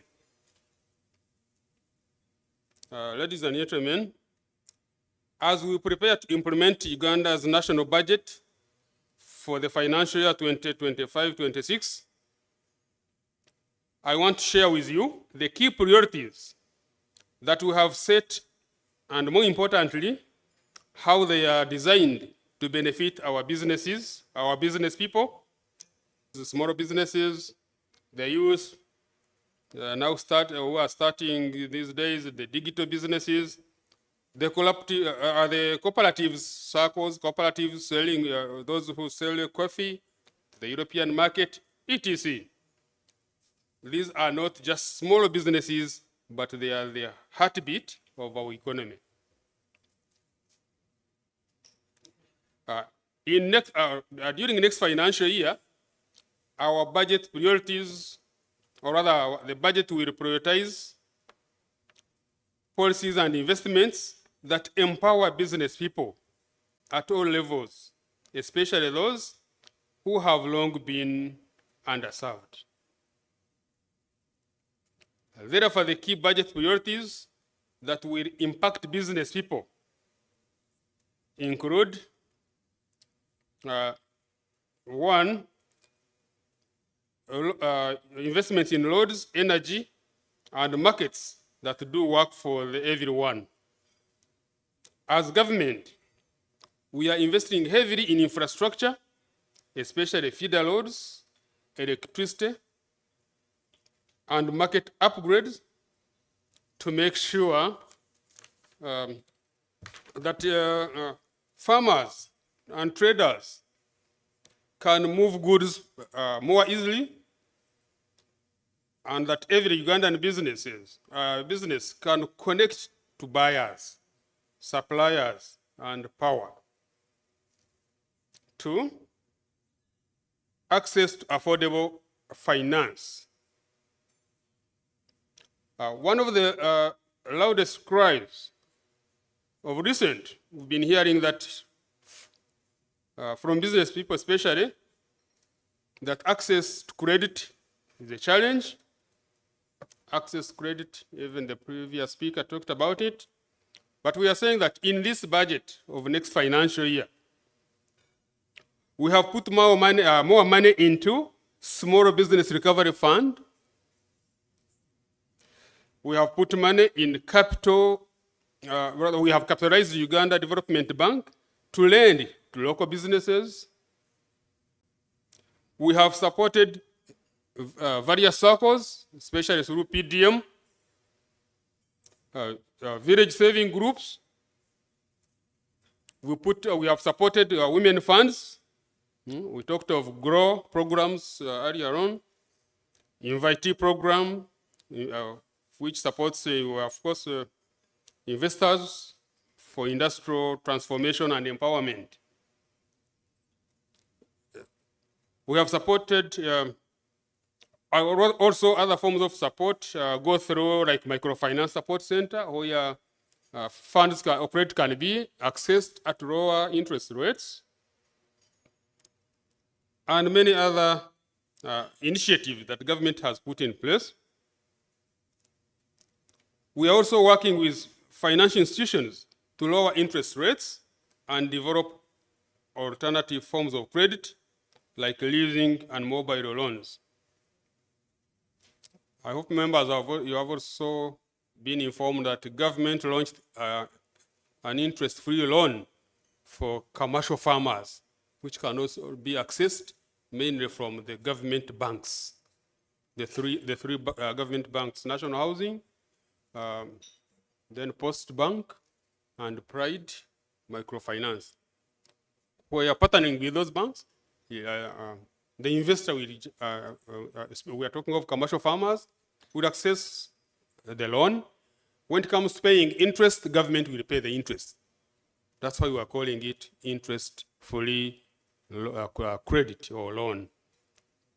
So those are the initiatives that the government is undertaking to ensure that the businesses do prosper and develop.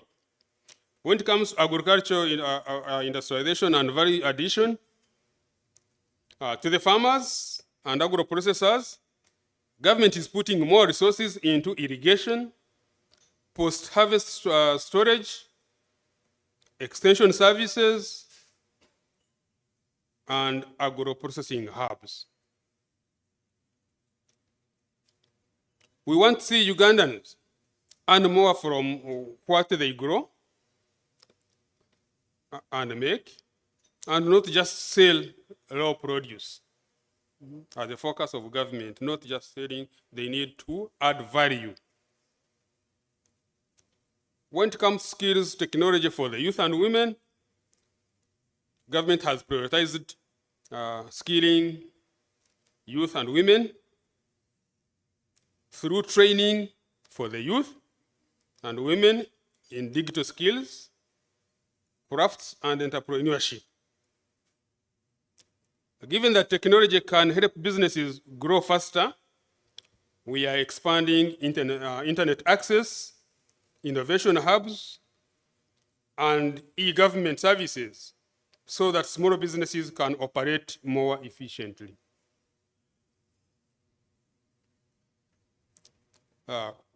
Government is also making changes in the way we manage taxes and businesses regulations.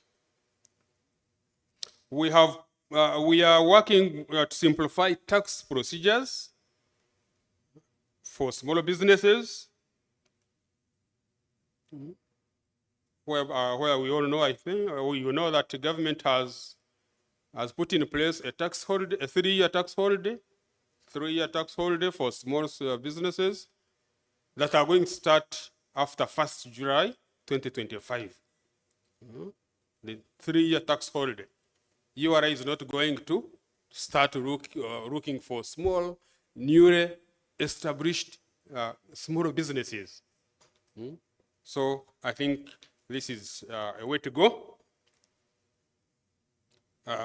Government is also endeavoring to reduce compliance burdens through digital platforms like URA e-taxation, and then one-stop business registration system. Strengthening consumer protection and tackling the challenge of counterfeits to protect local entrepreneurs. That's why, as the previous speaker indicated, the government endeavored to provide funds to UNBS to ensure that really they tackle this challenge that has been affecting business people. We want a system where small businesses can grow without fear or misunderstanding or confusion, and where there is, of course, we are talking of transparency, and where informal traders are supported, not punished, as they try to formalize their businesses. Ladies and gentlemen, civil societies are the bridge between communities and policymakers. They bring out the voices of the woman who is down there in her small businesses, say selling charcoal, the border rider. Those are examples of the people we are talking about. To enable them start, for example, to grow their businesses. The young mothers running like tailoring shops, all these were put in place initiatives where they can access support to grow their businesses, and generally all businesses and investors. The tax regime, of course, is friendly to encourage investments and businesses to grow. So as a government, therefore, we need you to help us in monitoring how the budget that we are putting in place, how the money that we are allocating are utilized at all levels, especially at the local level. Is the money doing what it's supposed to do, what it's provided for? If it is meant for the road or a bridge, is the bridge there, or it has gone into some other things? It's your role and us and the honorable members. I heard there was some MP here.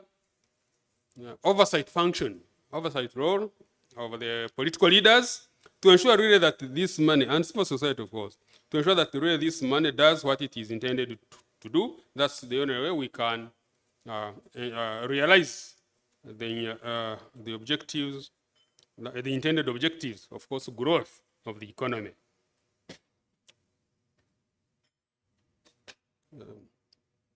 As I conclude, ladies and gentlemen, the financial year, which is starting in July, the financial 25-26 budget, is not just about the numbers, the 72.4 trillion you are talking about.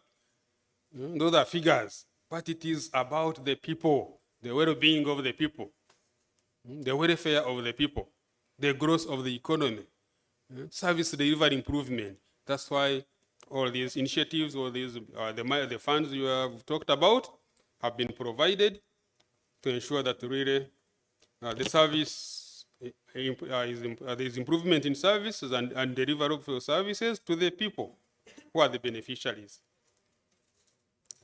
It is about giving every Ugandan, no matter their background or business size, the tools and the environment to thrive.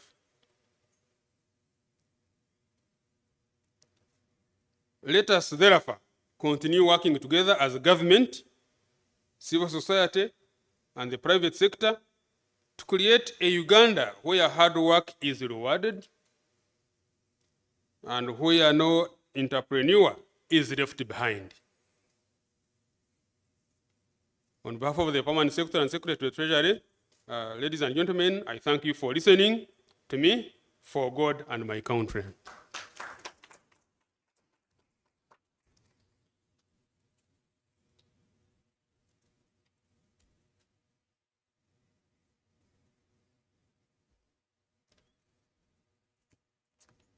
Give him another round of applause.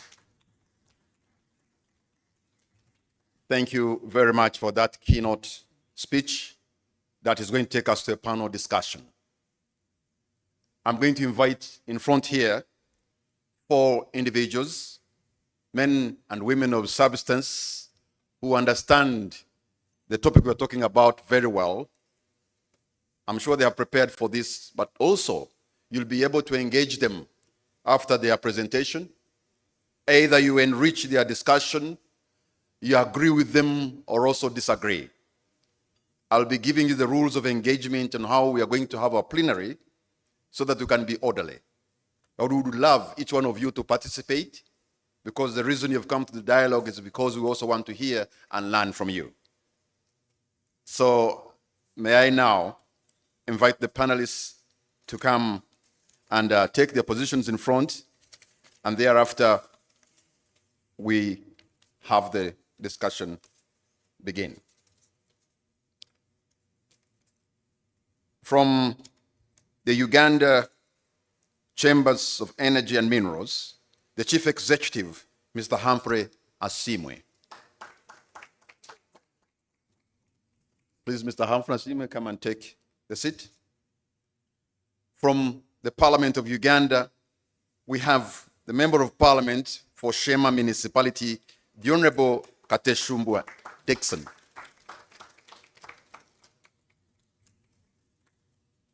Also, among our panelists, we have the Head of Private Sector Development Unit, Ministry of Finance, Planning and Economic Development, Diana Nanono.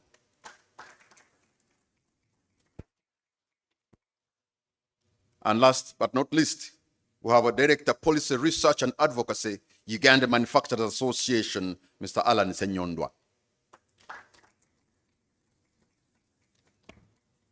So they will be having topics that are related, each one of them to look at.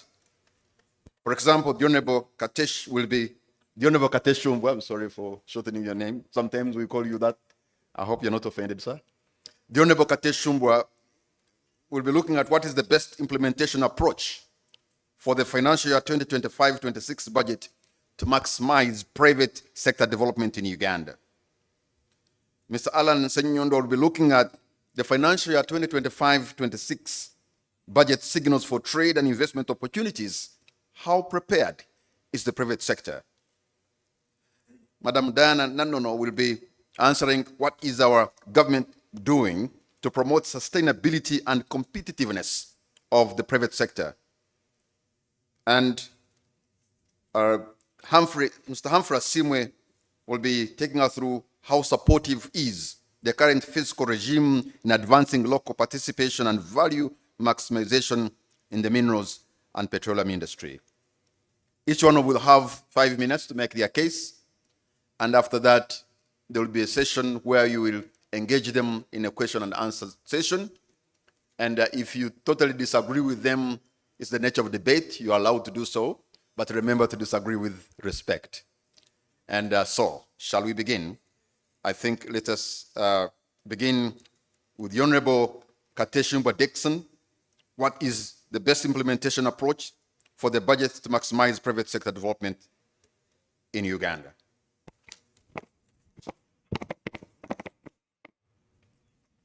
Thank you very much,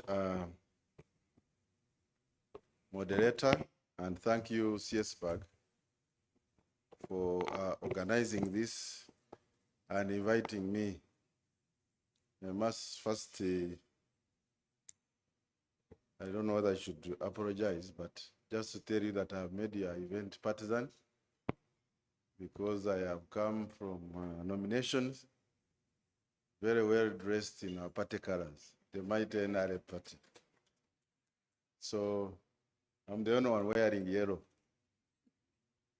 And I had to come because we are the government in power, and the budget that we passed this year is the budget that has been aligned with our fourth National Development Plan. As a matter of fact, when the budget was presented by the ministry, we had not yet approved the National Development Plan. The first, the budget framework paper. So we had to ask the ministry to fast track the NDP 4 so that it informs the budget this year and informs priorities in the first year of the implementation of the NDP 4. So within the NDP 4, of course, we have the private sector development program, and your question of how the implementation can be to make sure that there is private sector promotion and participation. For starters, I think that our private sector need to understand the priorities within the budget at all levels, the big players, the small players, and even the prospective players. For example, the prospective players, they have to look at the new incentive regime that we have provided for startups. And if you are trying to start a business, this is the time to start the business. Secondly, the private sector, as the economy grows, and so has been our per capita incomes, the wealth programs which government has implemented have generated new consumers beyond consumption for the stomach, beyond subsistence. So there are opportunities. If government has invested in PDM and people have used the money effectively, then you would expect that people are also improving their households. Someone who had a temporary structure household is probably going to improve it, maybe paint his house or cement his house, and all that is actually demand for the manufactured goods. And so as the government invests in wealth programs, so are our people improving in terms of consumption. So that's an opportunity for private sector. Now, when it comes to implementation, this is where we have a challenge as Uganda. And we all must be frank to talk to ourselves. For starters, the Ministry of Finance, some of us believe that we should prioritize as we do releases. For example, in the first 2 quarters, we think that priorities should be money that goes into production of money, okay? So if you are looking at, for example, some of the wealth funds that are going to lead to growth in the 2nd and 3rd quarter and 4th quarter, you should be front-loading these investments, these releases by government, so that the private sector and the people can actually participate and generate money. For example, you have budgeted a trillion for areas, So let's prioritize payment of areas because it's affecting private sector directly. People who have supplied government, they could use that money to expand and generate more money and generate more revenue. The other point is about implementation and oversight. At all levels, from the ministries at policy level and up to the grassroots, we must make sure that we set clear timelines, clear objectives, and performance indicators. If people are not measured, if they are not on pressure to be measured, they will not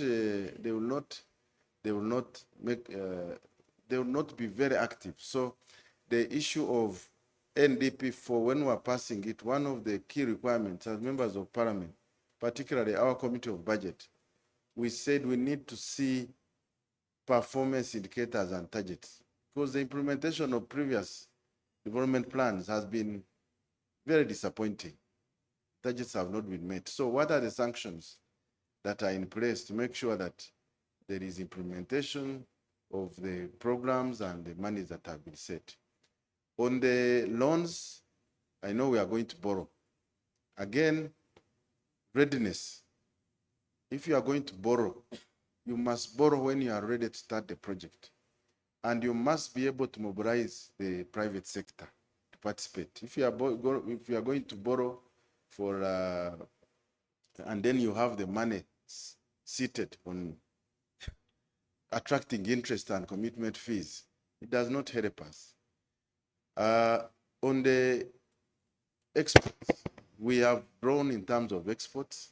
There are opportunities. We have put money in commercial diplomacy. People are there marketing. We have opened new areas for the airlines. The question now comes back to the government. How are you mobilizing private sector? How can someone, you know, the other day I was in Shema meeting my people, and they elected me unopposed as the chairman of the party, while I had accompanied the minister for our inaugural flight to London. So when I was in Shema, I was telling them, then they asked me, how can we make sure that our Matoke reach London? We hear there are many Ugandans. So it comes back now to how do you prepare the private sector as government holistically to take advantage of the new opportunities. If you have opened new routes for airlines, you have invested in commercial diplomacy, how do you mobilize people at all levels? The big, the small. You have invested in PDM, but you must be able to consolidate production at in different local areas so that they are properly, you know, aggregated and mobilized to know the standards they need to meet so that they can be able to export. Because when you look at the PDM, for example, some of the pillars have not been given the attention that they are supposed to have. We have focused only on the financial aspect, but other aspects of, you know, mobilizing production, having silos, so that you can aggregate small products, and then you have a clear value chain. How do you consolidate the production in Ivanda, in Ushenyi, for small producers up to the airport and link them to the off-takers who can actually export? That's I think that's a challenge for the government, together with the private sector associations which are here. Because one of the last point, Kamara, for the private sector, there is a problem which has come up over the years. I call it man eat man. Competition within yourselves. And I see it as a policymaker, especially when we are dealing with new policies like tax measures. So you will have one group says, no, that one is good for us, but the other one says, no, the other one wants monopoly. So there is need for private sector to be stronger, because you have many. You have Manufacturers Association, Private Sector Foundation, CASITA, Chamber of Commerce, and you have different interests, and you pull yourselves in different directions. So even as a private sector, the challenge to you is how do you mobilize yourselves and look at bigger interests and front load them ahead of your individual interests. When I was Commissioner Customs, whenever I would be in Arusha discussing policies, you would see the delegation from Kenya, the ministers, PSCs, and their private sector together. For us, we would be three without even a private sector. Myself, Ogwapusa, and maybe Masco or Kagwa. And then you see the private sector. So this problem of man eat man in the steel sector, in the sugar sector, in the textile sector, you need to have one voice, at least of the bigger interests, so that then you can put government to task. That's what I could say. Thank you very much. Before I give the microphone to Madam Diana Nanono, you talked about the borrowing, and borrowing is a big issue for Uganda. I'm wondering, you said, and that's your concern, sometimes we borrow and we're not ready to utilize the money. So the question is, why is it recurrent that we're borrowing colossal sums of money and we're not ready to utilize it, yet it's picking interest? For example, it could be project affected persons, they are not compensated. Money is there, Ugandans are paying the interest. Are there people who probably are benefiting off the loans as commissions, and that's why they are forcing them down our throats? I don't have that information, but what I know is that some of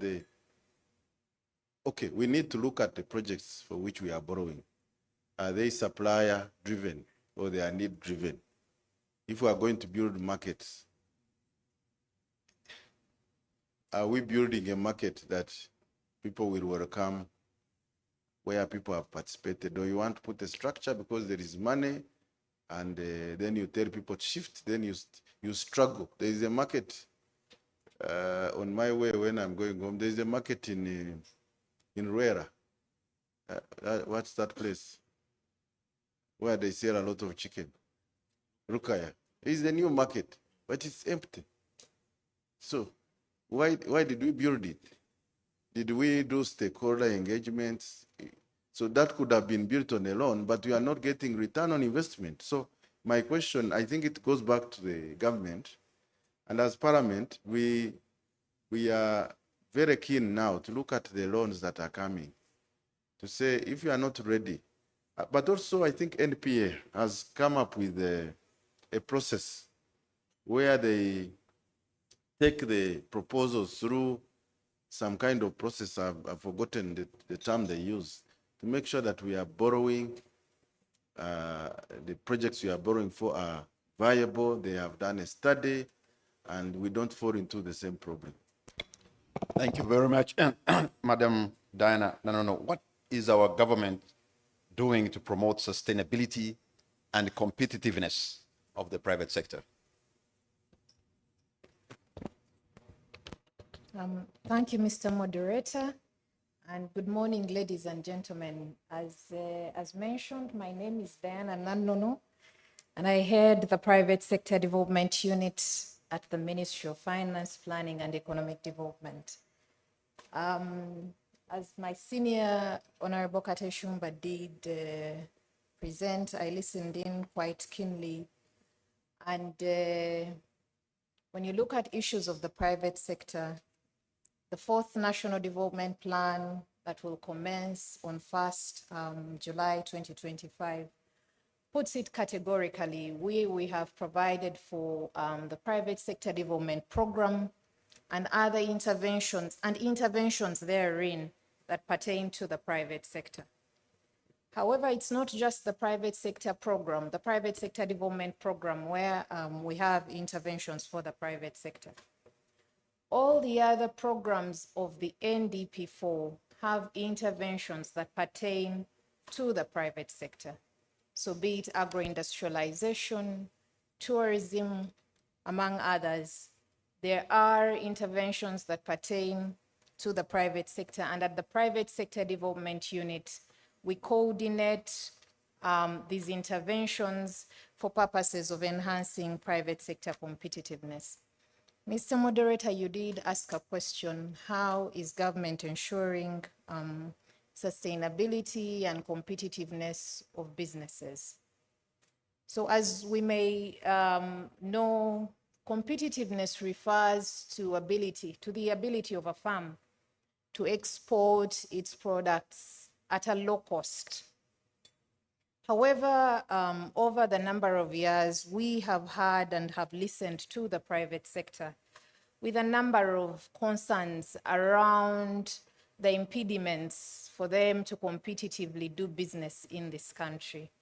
And when we look at the budget for financial year 25-26, government has made numerous strides in ensuring that we address a number of these bottlenecks. And a number of speakers that have come in before this plenary have spoken to a number of them. So I'll basically do some bit of emphasis around a number of these bottlenecks and how we have addressed them to ensure that we promote private sector competitiveness. One of the biggest issues that we have listened in from the private sector has been the aspect of access to finance. You will note, Mr. Moderator, that this financial year we did provide 55 billion to Uganda Development Bank for onward lending to the private sector to do business in this country. However, we've received feedback on a number of occasions that these resources that we were putting under UDB were minimal and could not deliver the much desired impact that government really needed. And to that extent, we see that come next financial year, additional resources to the tune of about 1 trillion are to be injected in UDB.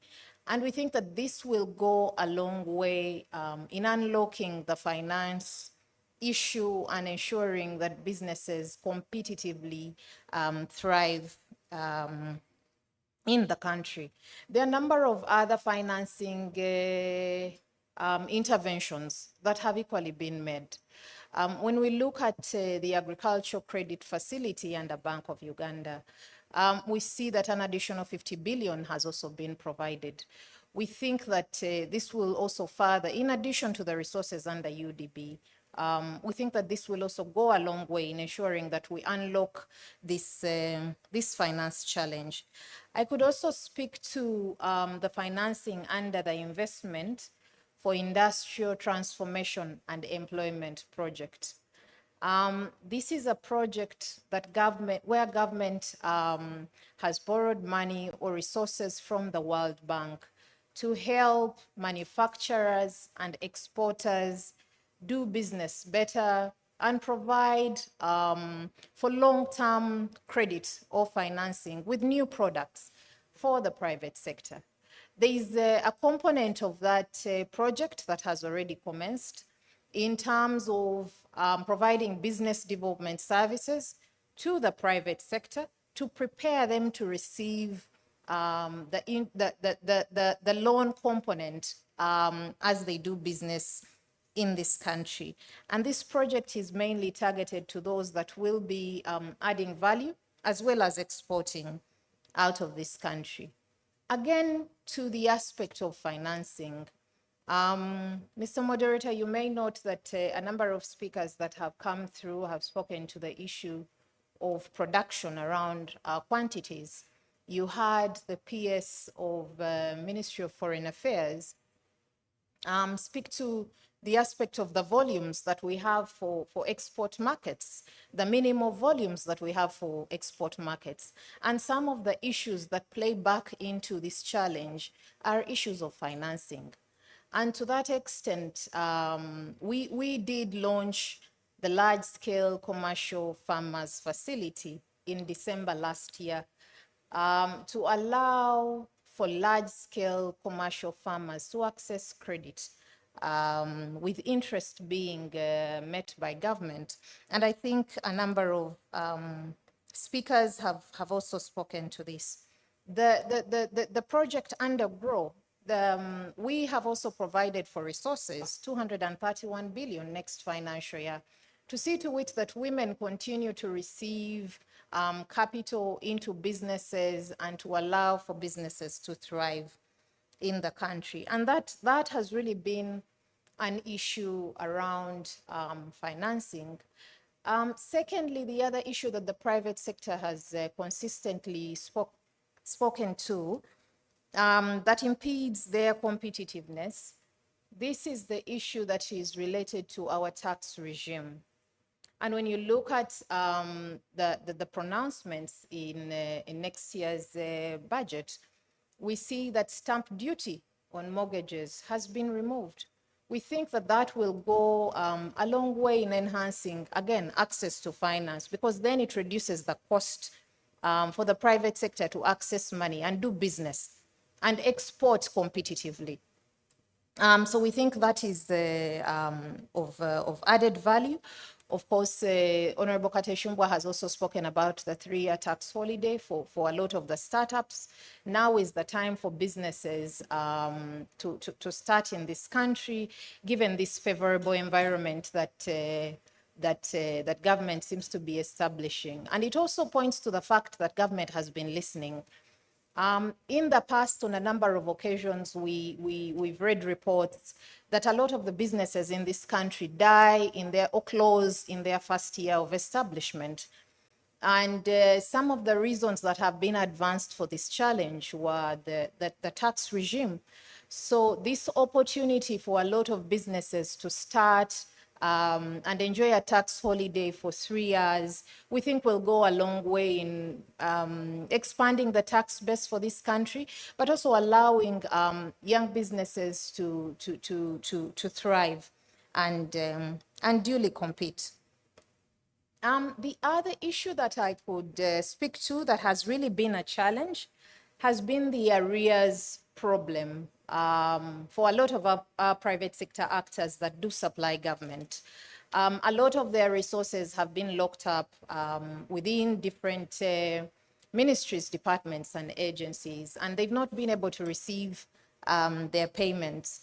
So the opportunity in the budget for financial year 25-26 is that whereas this year we had provided for 200 billion to clear the arrears situation for a lot of these businesses, next financial year this money has been upped to 1.4 trillion. So the expectation is that a number of businesses that did supply government will be able to receive resources to ensure that they do not go under.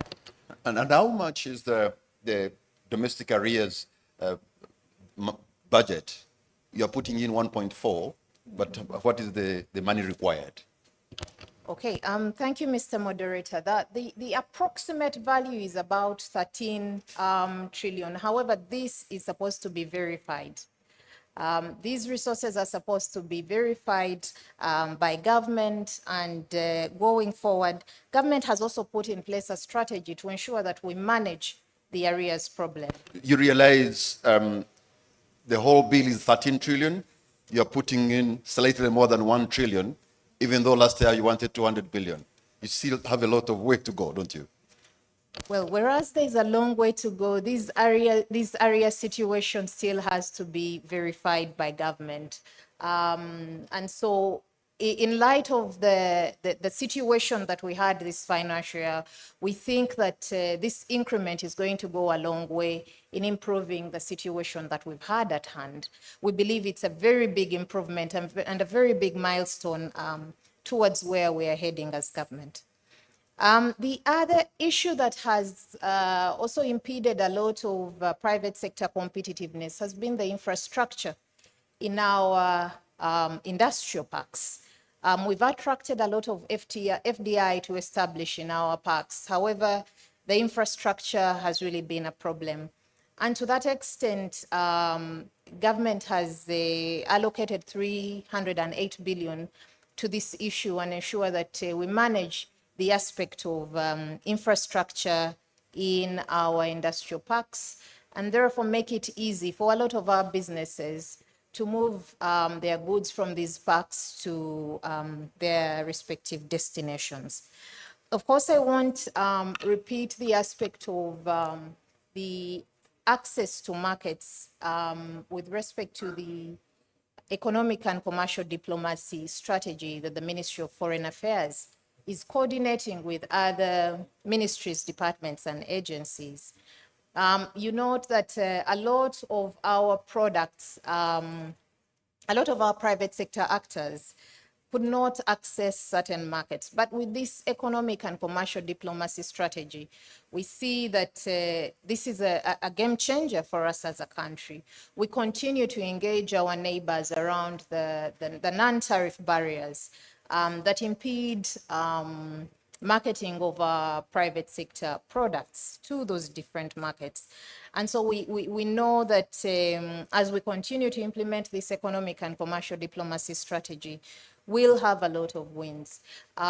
You may note that recently we sent our first consignment to Algeria, milk consignment, powdered milk to Algeria, with the 3 private sector firms duly participating. And given the NTBs that we had with Kenya and our neighbors, we think that this is a very big milestone, and it's as a result of this economic and commercial diplomacy strategy. Mr. Moderator, I submit. Thank you. All right. Remember, I'm hoping you're taking notes so that you'll be able to engage with the panelists. But because for me, I have a microphone here, I can chip in a question or two if I forget. You said you're putting in 1 trillion in Uganda Development Bank. I wanted to know, perhaps even other people, that money, who can actually access this money, the 1 trillion? Does a farmer in Chawente or somewhere in Kaberamaido or a business person, can they get that money? And the agriculture credit financing, what is your assessment on whether it is helping or not? Thank you, Mr. Moderator. So the resources under the Uganda Development Bank, you will note that government has come up with a 10-fold growth strategy to basically grow the economy 10-fold by 2040. And the sectors that are being prioritized as government include the agro-industrialization, tourism, science, technology, and innovation, including ICT and the creatives industry. So a number of businesses that fall within this ambit that do add value will be able to access resources under the Uganda Development Bank. However, for the farmer that you have spoken to in Kaberamaido, depending on their size, there are also other interventions that government has come up with.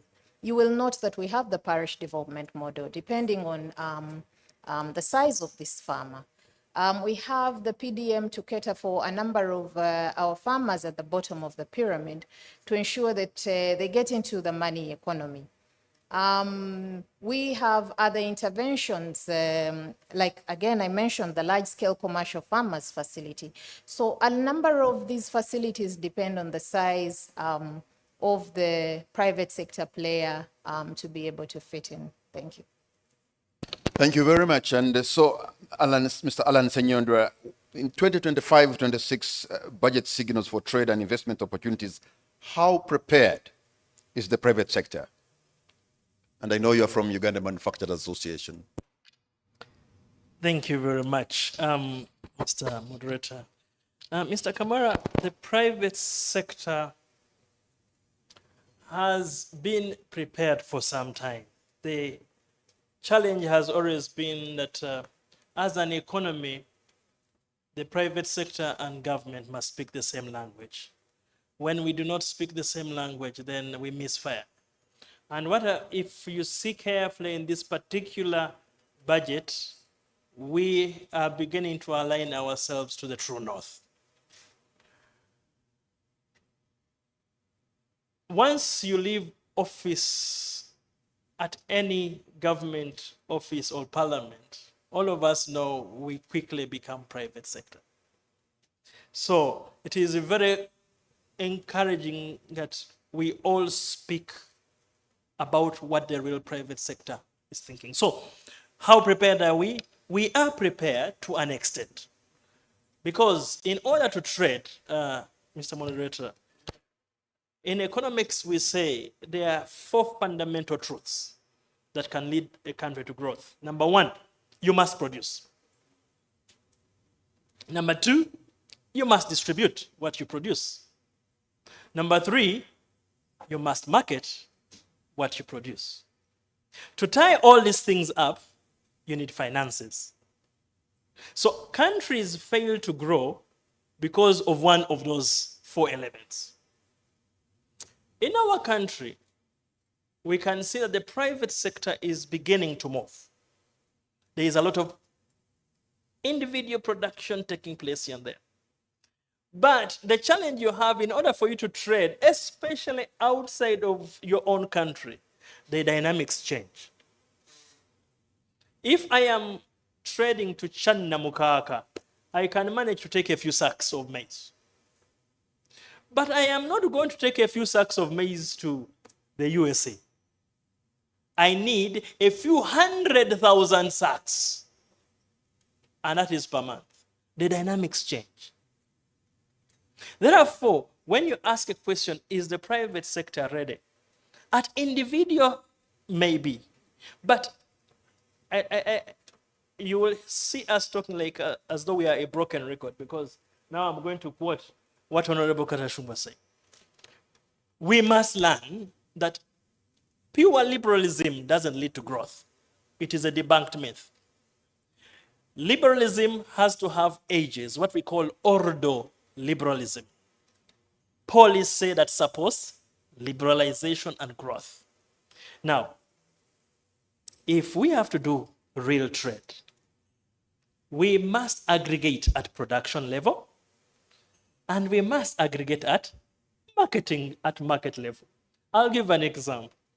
And we spoke about this, I think I've spoken about it 3-4 times. We have been in the AGOA for some time until we had to leave for reasons best known to others. But by the time we left, Kenya, in the EAC, Kenya was responsible for 94% of the trade. And the whole of the rest of East Africa was responsible for 6%. The question is why? It's because of the models we have used. The Ugandan model is everyone get on a plane. After all, now we have Uganda Airlines. Everyone gets on the plane. We all go to trade. He who can, he who cannot, as long as you can, please get on a plane and go. Wrong. This is not Channamukaka.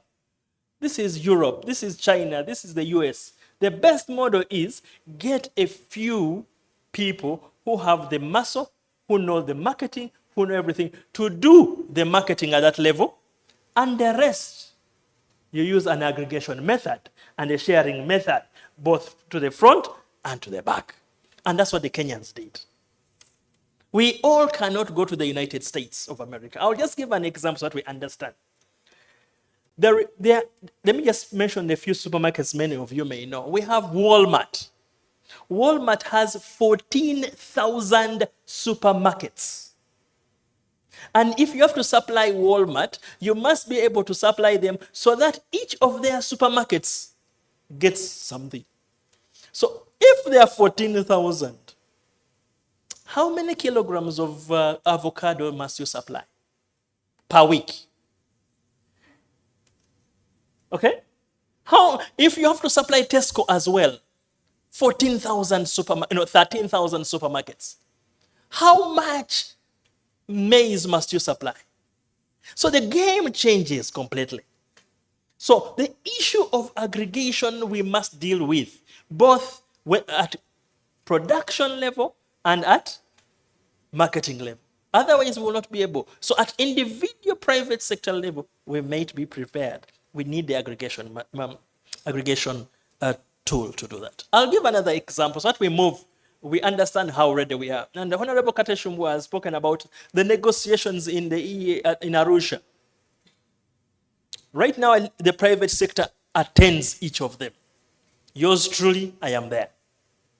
The challenge is what he mentions, is that we back home are busy grappling about giving our ministries budgets to go for negotiations. The Kenyans and Tanzanians are way ahead of us. So, yes, Honorable Kateshumba, you were 4. Now I can say we are about 8. But the Kenyans are 25. The Tanzanians are 45. How do you negotiate aid? Okay, yes, you can have all the brains, but the numbers also matter. The expertise matters. So, if you don't negotiate very well and look at the nitty-gritty, you expect yourselves, even no matter how prepared you are in the private sector level, you will not do trade. I'll give this last example for ESC. We have just finished negotiations, and we really negotiated tough. But our colleagues and Madam Nanon has mentioned it, and we should take it seriously. The ESC is becoming a difficult place to trade. And we ourselves as Ugandans must push back a lot. We just got news the day before yesterday that when they were reading the budget, that now all imports to Tanzania of steel will be taxed. It's against the ESC protocol, but they have put it there. So how quick and good are we able to push back? So how prepared are we, Mr. Kamara? You can understand. Pushing back very quickly, being able to hint on some of these things is very critical. Allow me to go to say that when it comes to trade again, I'm focusing a lot at international level because it brings in a lot of FDI, and that FDI has a way of sinking back to the Montuwawa and Sea. Now, before I go to that, let me just give an example of what FDI, of what aggregation can do. There is a small country in Western Africa called Benin, another one called Togo, another one, a bigger one called Mali. There are about 4 countries in West Africa who have surpassed all of us in the production of cotton. Our largest production of cotton happened in 1967. We have never produced so much cotton. Now, these countries specialized in production of cotton, and do you know what has happened? 8 of the best and largest clothing companies, American companies, have set up. Sure. Why? Because they have a very good aggregation system in that country, in those countries. What am I saying? In order for you to trade, you must show you have something. Volumes. We all in the private sector know that. It's a game of scale, especially if you're in manufacturing. If a manufacturer ever added so much on his product, you all know that it won't sell. So what game do they play as manufacturers? Scale. Produce as much as you can. We as Ugandans must get into the habit of really producing until the cows come home. I'll just also give another example. I want to be as practical as I can. Right now, a kilo of maize is 1,600. You can go, you can call your traders and everyone, right? Next month, maize is going to be harvested. That price is going to go and drop to 800 or 600. Question at hand. What incentive is there for a farmer to plant maize the season after? So when we talk about aggregation, we just don't talk about these things for the sake of it. We say the farmers need to be supported. First of all, to get the best seed. I spoke about this yesterday and the other day. If we want to grow this economy really tenfold, the farmer must do what a farmer does. Farm. We cannot expect a farmer to go to Container Village and look for the best seeds. Expect that farmer, who is by the way P4 dropout, to estimate the best weather to plant. Go and look for the best acaricides and pesticides, please again from Container Village. And when you harvest, please harvest at the best of knowledge. Do post-harvest handling. And after that, go and look for the market. It is a fallacy. What we need is really to go back and, as Honorable Kateshumwa has said, put these people in groups, farmer groups, cooperatives, to be able to bargain and get the best of what they can. If we don't do that, all these agro-processing things we have put in place will not work. If you don't believe that, look at the coffee sector. We have begun producing a lot of coffee. And what is happening? Not everyone is running around marketing his coffee. No, there are systems in which of doing the coffee. And that's why the farmers are beginning to smell money in their pockets. So, how prepared are we?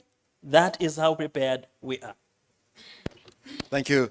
Thank you very much, Alan. And like I said, I'll be chipping in a question or two because the issue I can see here is market. But there is a very big elephant in the room called the Africa Continental Free Trade Area. Have we taken advantage of that? What is this animal? Thank you very much, Mr. Kamara. Now, I was privileged to be part of the negotiators of the Africa Continental Free Trade Area. I think we spent about 20 weeks in Addis Ababa. The United Nations Development Report after the negotiations put Uganda at the top of the biggest beneficiaries within the EAC. Not even Kenya was going to benefit more than Uganda. Until, as Honorable Katashumba says, we began implementing. The Kenyans overtook us, the Rwandese overtook us. So, the issue is the implementation. It's not that we have some of the best brains on this continent. But we always fall short when it comes to implementation. Why were we put top? Unlike our colleagues in Kenya, we have a huge country on the western border called the DRC Congo.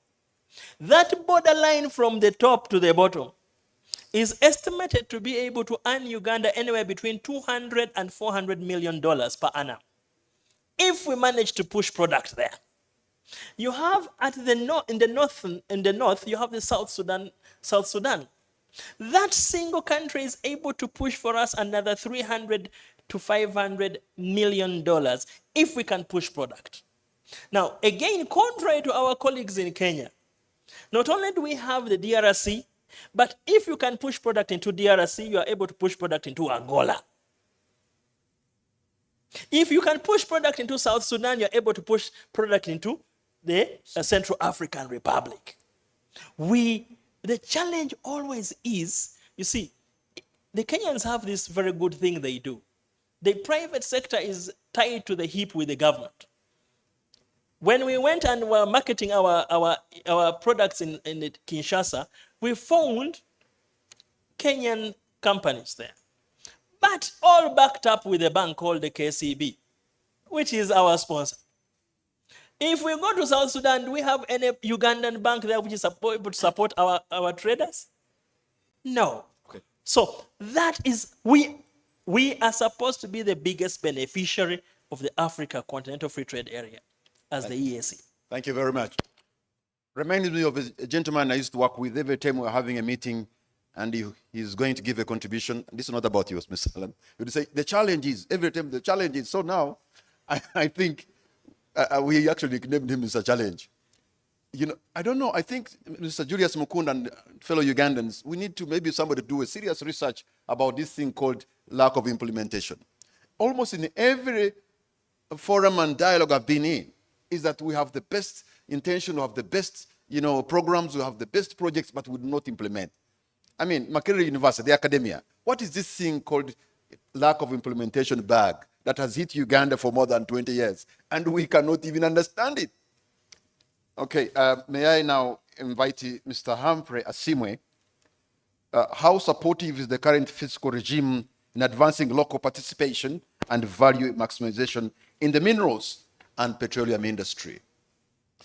Thank you very much, Mr. Kamara.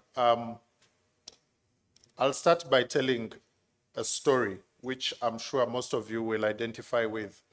About 2 or 3 years ago, somebody somewhere sat and authored a report indicating that Uganda has so many metric tons of gold. Went ahead and pushed this report and this paper to a number of corridors of power in this country. When it got there, of course, it triggered excitement. when it triggered excitement, a couple of announcements were made in various fora. Please note that that estimation about the gold reserves of Uganda was not true. It was not based on the geology. It was not based on any exploration. It was somebody sitting and making his own calculations and projections with whatever wrong models he would come up with. Every so often, right now in this age of social media, this story gets recycled in all sorts of ways. And, you know, this time somebody does a video, the next time somebody puts up, you know, a whole conspiracy theory. Here is the point. Uganda continues to export a sizable amount of gold. As announced, $3.7 billion worth of from gold, just from gold, which is a good thing because Uganda is a heavily mineralized country. We do have the minerals.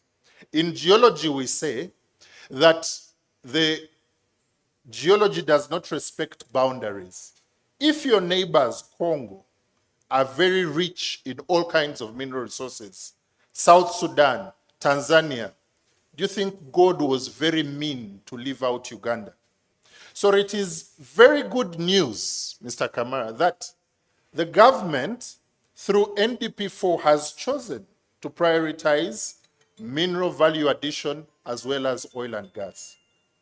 And the 850 or so billion shillings that has been earmarked for this sector, we know is going to capitalizing the Uganda National Mining Company, which is meant to be the vehicle through which government is involved and invests in the mineral sector in this country, is also going to the Kabalega Industrial Park to open it up to be able to make sure that as we journey towards first oil in July 2026, the attendant or the offshoot petrochemical industries that would most probably come out from the oil and gas are catered for, because that is also going to be a revenue stream. We all are looking forward to the day first oil starts flowing next year. And when that happens, we are hoping that as a country we can have anywhere from $1 billion to $2.5 billion coming to the coffers of this country, depending, of course, on the price of crude. I know right now Israel and Iran have gone at each other. And the effect of that is that the price on the barrel is going to go up. And as it goes up, of course, we are not yet producing. So you and I are going to feel it at the petrol station very soon. You don't need a prophet for that. So what is happening here is with NDP4 focusing on mining and oil and gas, we are seeing that opportunities are beginning to avail themselves that Ugandan companies should be able to take advantage of. ECOP, for example, is at 58%. And those opportunities continue to be put out, tenders and things of that nature. We also are seeing the refinery that we are hoping to also start the designing and the construction of that, and that should also open up some opportunities for Ugandan companies. However, there remains a gap. If you want to deal with the kind of misinformation that we are having around, for example, regarding our oil, regarding our gold reserves, and if you want to be able to attract both local and foreign direct investment in the mining sector, you have got to do three things. Number one, you have got to explore. Exploration. Explore the country, know what is where, know how much of which mineral is where. The good news is, with the help of the Spanish government, we just completed the aerial geomagnetic surveying of the Karamoja region. And it has brought out what potential Karamoja has. But to be able to do that in the whole country and have a homogeneous map of Uganda that would tell you what minerals exist and what quantities is a very important undertaking that needs to be prioritized. So that is the mapping. And the third thing that needs to happen is we need to pick, as a country, key minerals that we want to be able to focus on. We should be able to take 4 or 5 minerals, not very many. Uganda is richly endowed with about 58 minerals on record. But 4 or 5 minerals that we can say, these minerals we have explored, we have packaged, we are able to go out and attract foreign direct investment in value addition for these minerals. That is the gap, and that is what needs to happen. We need to be able to focus. And I'm really glad about the presentation that was made earlier by the Permanent Secretary in the Ministry of Foreign Affairs. The whole emphasis on commercial diplomacy. Because with that, what we are hoping to see is we can position Uganda, but as we position Uganda, you have got to position it with information, well-researched, well-documented, well-packaged data that comes from exploration and mapping. Very, very important. For the companies and the private sector that are in this room or that are listening in, with this current budget, it's important to understand that as we're looking to expand the energy sector, for example, to make sure that there is connectivity, increase the connectivity, there are opportunities for the local Ugandan to find out, what can I do? What can my company do? And all the panelists here have talked about what incentives are in place, what government is doing to make sure that they bring down the cost of money and things of that nature. There is also something else that I want to hasten to add, that Uganda basically does a lot of its mining through what is called artisanal and small-scale miners. That population alone is approximately 600,000 artisanal miners in Uganda that need to be formalized, that need to be banked. For the commercial banks in the room, there is an opportunity right there because they have already proven that they are contributing to the 3.7 billion that is coming in from gold. They have proven that. So that is a demographic that needs to be looked into and understand how do we strengthen our artisan and small-scale mining industry in this country by formalization, by banking, by technology, by providing finances for them so that they continue to mine and they continue to do value addition and we can export and earn from our minerals in this country. Maybe the last thing I should point out, and it has been mentioned by the previous speakers, but I just want to add my voice to it, and it is the issue of sustainability. On sustainability, I'm talking about Ugandan companies getting contracts, getting deals, and they are very excited, jump into it, get their bankers to escort them, get everybody that they can, to get to be part and parcel of that whole ecosystem. And they start the work, but as time goes on, they cannot fulfill. We have seen that, unfortunately, in oil and gas, and it is worrying.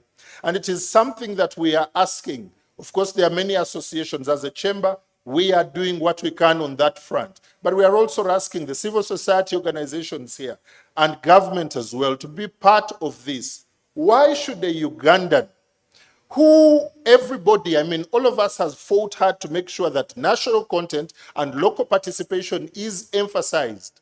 And in oil and gas, we have ensured that at least 13 sectors are ring-fenced for Ugandan companies. And we have ensured, and we are targeting that at least 40% of the $20 billion being invested in oil and gas goes to local companies, local content. And with that in place, Ugandans win these contracts. You win a contract to go and supply eggs, and you're required to produce, to bring to the site 5,000 trays of eggs every week for the next 3 years. Week 1, everything is fine. Week 2, we are okay. Week 6, we are good. Week 7, I have sent 4,000 trays. I am coming to explain. What are you coming to explain? They want eggs, not explanation. Nobody eats explanation. And then at the end of it, These companies turn around and say to us who have been agitating for local content, your companies are not able to continue producing, are not able to continue. What is the challenge? Where is the challenge? How can we support our local companies to continue to seize contracts so that we do not lose out and we don't spoil the market for others? Thank you. Thank you very much. A big round of applause to the panel. I must say kudos to CS Bag. You have assembled gentlemen and a lady who are phenomenal. Thank you so much.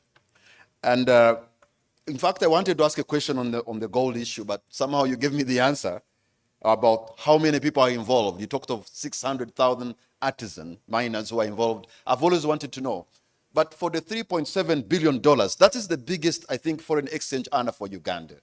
I've always been wondering, I mean, who are actually benefiting, partaking on this biggest chunk of foreign exchange? How much of this gold is just re-export?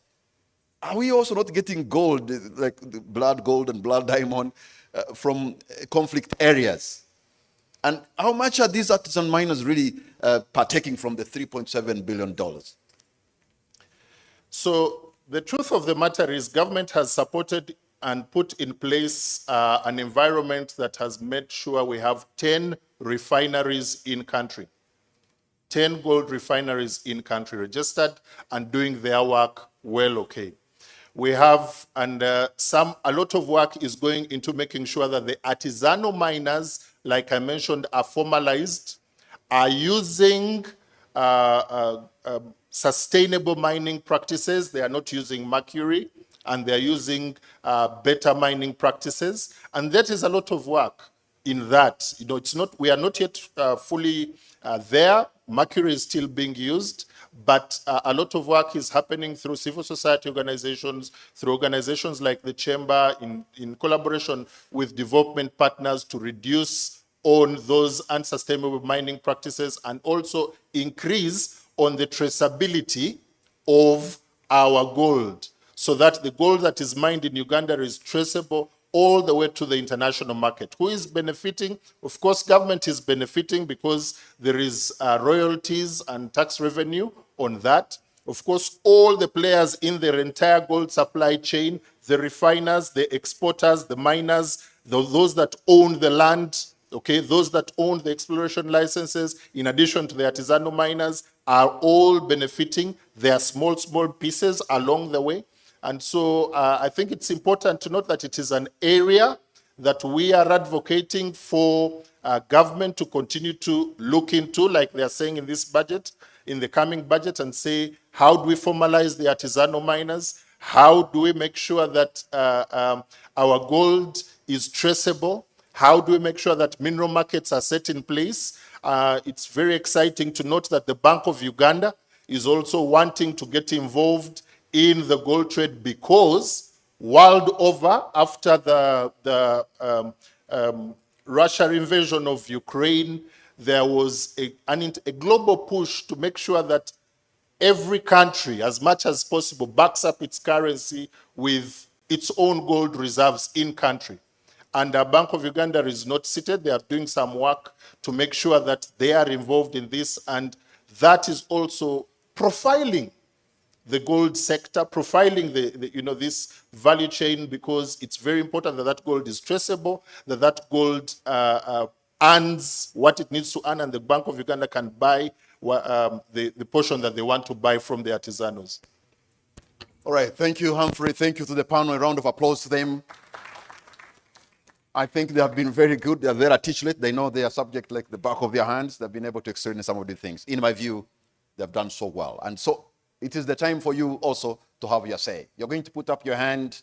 You tell us where you're from, and keep it very short. If you have a question and you know it is directed to a particular person here, please make it known and make it very precise and concise. And so we have about 30 minutes or less than that for us to have this plenary. Who is going first? There's going to be a microphone that somebody will hold and bring to you. There's a gentleman at the other side. I can see the hands already up. So please, the person with the microphone, can you come in front, in here in the middle? The gentleman with the microphone, please come this side. I can see hands this side. Oh, there is one here. Okay. Yeah, thank you. My name is Anani Clayton. I work with Agritera as a policy advocacy, but also the director of African Trade Center, ACTADE. I have 2 questions or 3. One, I want to talk about exports, and I'm concerned about the export services. We talk much about merchandise exports, but sometimes we forget about export services. And this goes back to my colleague Julius, that as CSOs, we need to really advocate for export services because they contribute around 42% to the GDP. But when it comes to service exports, it's only 1.8 around there in terms of exports. So another thing is on issue of African trade, continental free trade area. I think one of the presenters have commented about it. There was supposed to be what we call a national trading company, and that was a recommendation by the heads of state in 2022. I don't know what happened to Uganda. I don't know who is responsible. Is it Minister of Foreign Affairs, Minister of Trade and Industry, or Minister of Finance to establish that national trading company, because it was supposed to facilitate and help our exporters or companies to access the African market, because this is one way of diversification, because our African markets are less intense. There are no much restrictions. We need to really to access it. Then lastly, I want to talk about the ACF.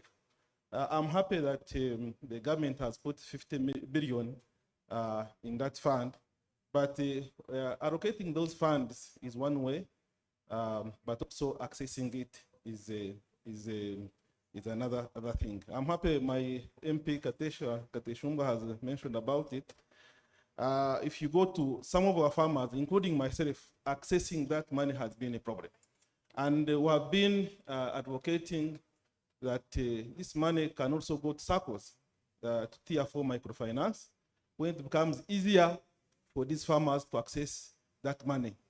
Bank of Uganda says that as long as the SACCOs can be regulated by Bank of Uganda, they can access it. But no, okay. I think something must go beyond that and help these farmers access that money at all right. the level. Thank you very much. Thank you very much. You have helped me to gauge how I'm going to drive this. I'm not going to be as generous as I have been, but I let you go so that you can be the litmus test for me to know. So the next is strictly one question. If you have 3, choose one that you think is good enough. And also, if you want a particular panelist to answer, please be specific. Thank you very much, Mr. Moderator. I'm Dr. Jacob Tim from Chambogo University. My major concern is going to go to the Honorable Dickson Katisumba on the issue of fiscal discipline.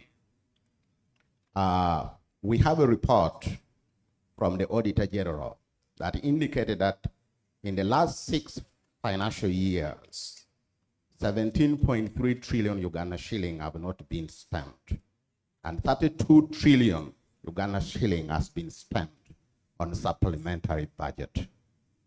What is the role of Parliament? Why do we have fiscal indiscipline? Because it's one of the key challenges that affects the operations of a budget like this. Thank you, Dr. Tim. And lastly, on the issue which you asked, implementation. The reason why we are having implementation challenges because we lack systems that operate. So I would advise what I would recommend what the gentleman there, I think is Hallam, is it Hallam? Alfred, on the issue of cooperative model. It has been a method that has worked over years. But because we have abandoned the cooperative model, our farmers are at disarray. They don't know what to be done. Each farmer is doing his own thing. As he has made mention, when it comes to seed, when it comes to all these kind of arrangements, they're doing this thing on their own. So I would really recommend that government needs to create a system that we used to have to ensure that our farmers are organized by organizing the farmers, I do believe we will be going a long way. Thank you very much. Thank you very much. Dr. Tim, in the academia, you can look into that issue of implementation bag. Why are we like this? Okay. Where are the hands? It's your time. Yes, yes, sir. Okay, thank you. My name is Omtams Wycliffe from Kanungu. I work with Kakuet and I partner with CSBAG. My question is tourism. We have in the Impenetrable National Park as one of the strategies on tourism development to attain 1040 growth strategy. By this budget, Burundi contributes 2.5% to GDP of Uganda, amounting to 60% of total tourism revenues. But it takes you more than 3 hours to connect from one sub-county from the tarmac to Gindi. The road is impassable. So shall this strategy take us through to attain such? Thank you. Thank you very much. Do you want to give the tourists some experience of a bad road as well? Is it part of the package? Okay. And I know Honorable Kate Shumba is in the tourism sector as well. I've also seen my friend here, MD of Jed Hotels, Mr. Mokasa from Fort Portal. I see a lot of tour operators here. Okay. Ma'am, you had your hand. Yes. Yes. Thank you, moderator. My name is Gilbert Mojong from Uganda Insurance Association. Madam Nanono talked about the 1 trillion and then that has been put to UDP. But I want to remind her of the COVID recovery fund that was given in the prior financial year. But up to now, if you ask specific, maybe Uganda Manufacturers Association or CASITA, of how many members of theirs who have benefited from those funds, they will hardly give you any.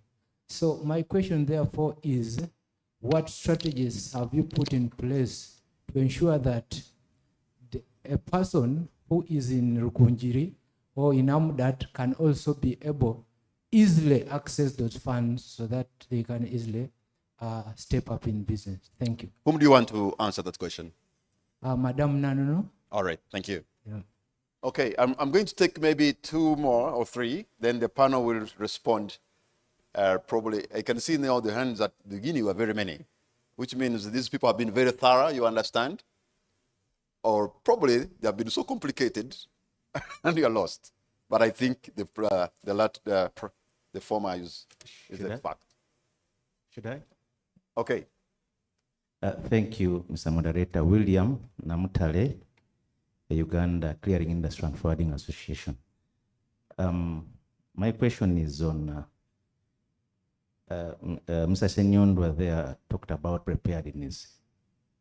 What has been or should be the solution to this preparedness by the private sector? Why should we have, and it has been recurring, why should we have 8 when others are having 40?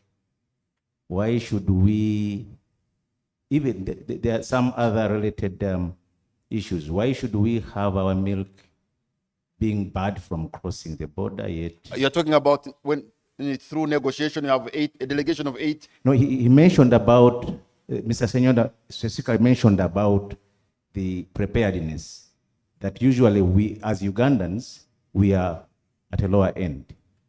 That, and actually it's true. When they're supposed to be like 40, we are 8. What has been done? What is the solution to that? Because it is recurring, and it's recurring even in the other sectors that we usually lag behind. So to be very clear, when you talked about 40 and 8 what?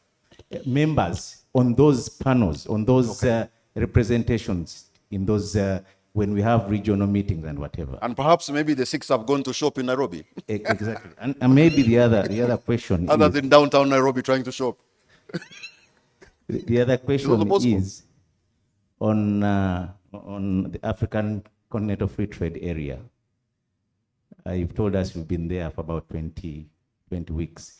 But you know, this issue has remained a mystery. There is a gap. I know you are manufacturers and they are traders. I represent private sector in other ways. But there's a gap between the traders who actually sell these goods and the manufacturers. you're finding at least, sorry, you have some information about the free trade area. I mean, the African Continental Free Trade Area. But the traders out there don't. And this also goes to the ministry involved.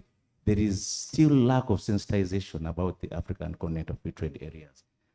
My boss and colleague there, Mr. Kate Shumbwa, what would be the solution to man eat man? I remember you. Okay. You put us under, we had that same problem at one time. But what would be the solution? Because it is also recurring and it's usually bags us down. You know how individual groups or associations usually want to advocate for themselves, and yet we need to look at ourselves as Thank you very much, sir. You've made your point, and your point is taken. I have a hand at the back there, and then and right here. So let's begin, and then we shall conclude from here. Thank you, moderator, and our panelists, and the previous speakers. My name is Kakuro Abraham, and I work with the Ministry of Tourism. And my issue that I want to address myself to is the issue of access to finance. I think it's high time for government to revise the financing model. The idea of putting money in UDB, I think on a large scale, this money is not reaching the wananchi that we have in our villages. Because if you look at the wananchi, who do they deal with when it comes to accessing finance? One, it is these groups that they mobilize among themselves, the SACCOs, and who do these SACCOs deal with? They work with the microfinance support center on a large scale. So if we continuously put a lot of money in UDB, which UDB is accessed by the commercial farmers alone, I think we are doing a disservice to these people on the grassroots. It's high time that we revise that approach. Perhaps we work so closely with SACCOs and ensure that this money can easily access the local person. Of course, I know there are commercial banks that provide funding, for example, Post Bank and others, Centenary Bank, but this money, sometimes the process themselves to access it is too long, and people want money. So I think we need to look into that issue and make sure that these finances can get easily accessed by the local person. Thank you. Thank you very much. Let me bring the microphone. I've seen the hand of Honorable Geoffrey Kanya. Oh, there's also another person. After that, ma'am, too. Okay. Thank you very much. I want to thank the panel, and I want to comment regarding the issue of minerals and mining. By the way, the wealth in the mineral sector is greater than what we are looking at in the oil.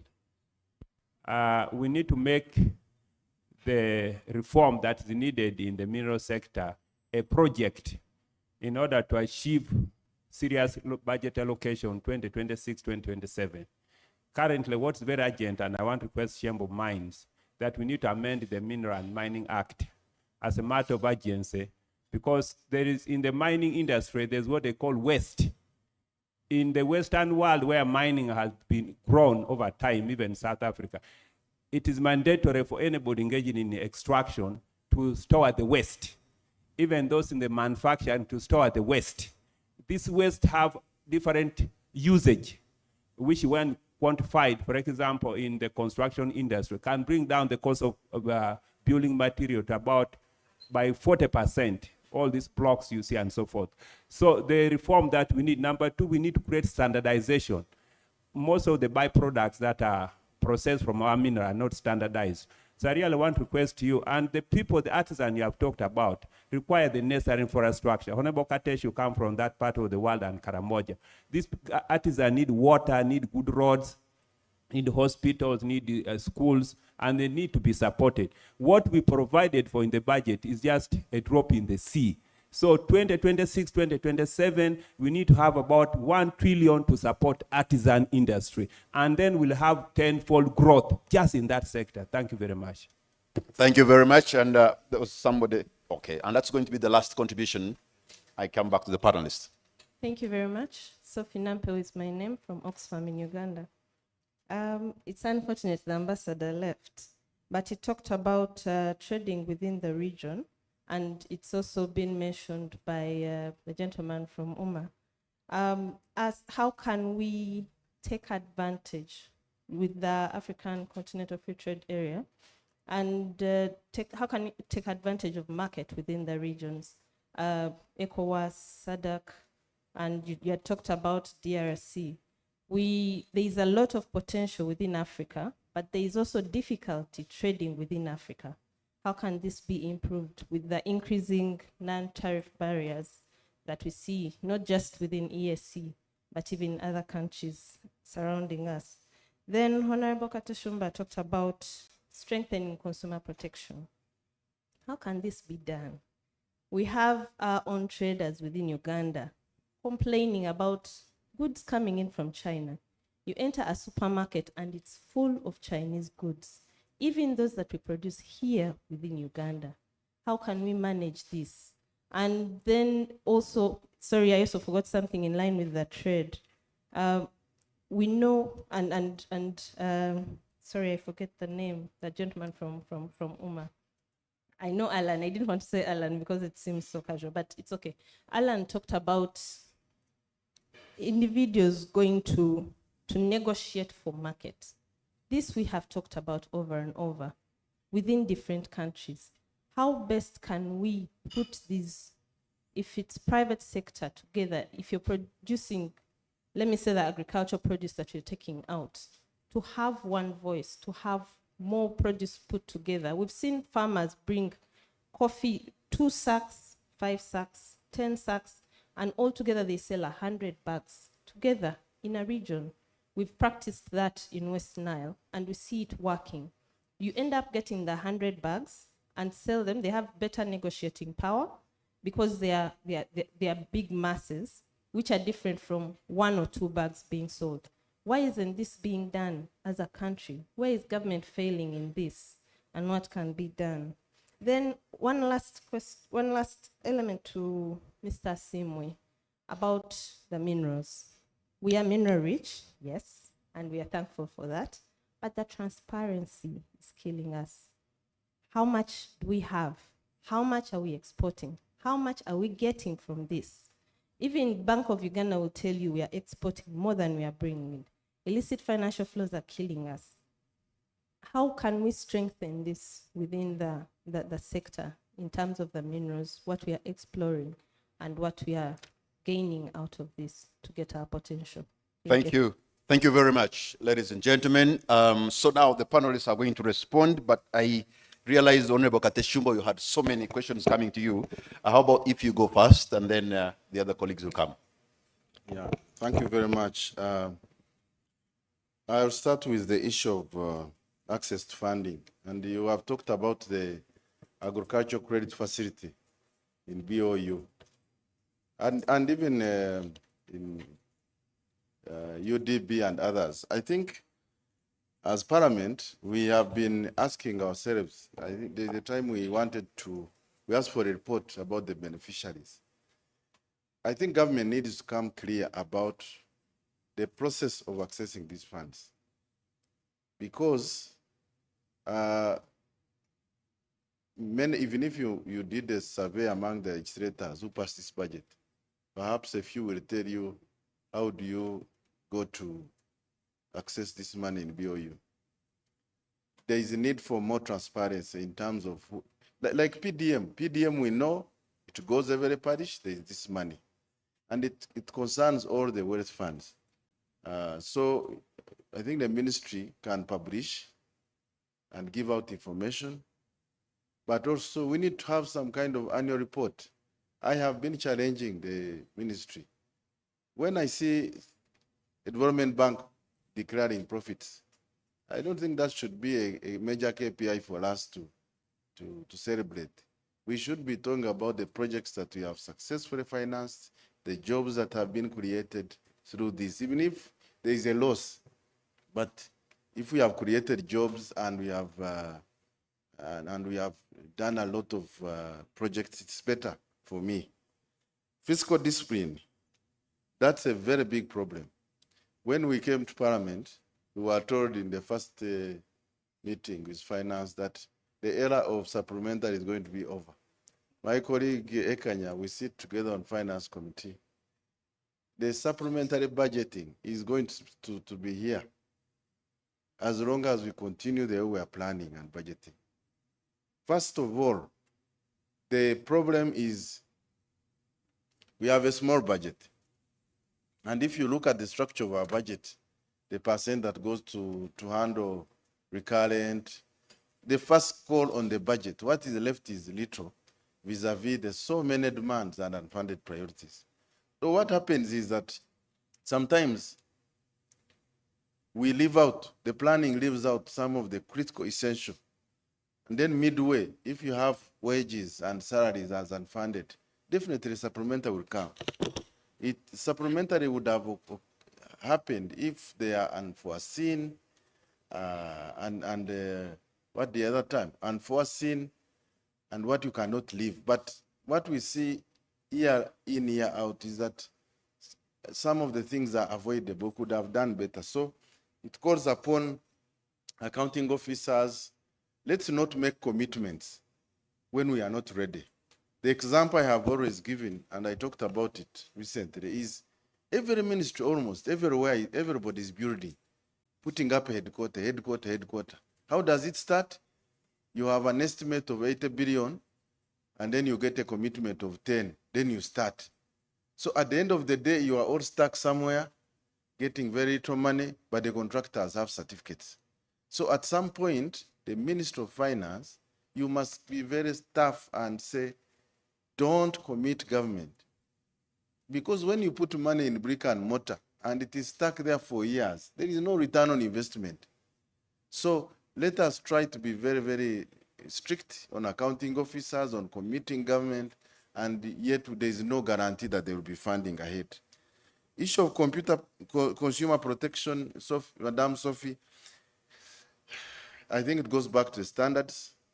We have tried this year to support Uganda Bureau of Standards to recruit, to do more testing, because also there is a report which showed that 60% of the substandard products are actually manufactured locally.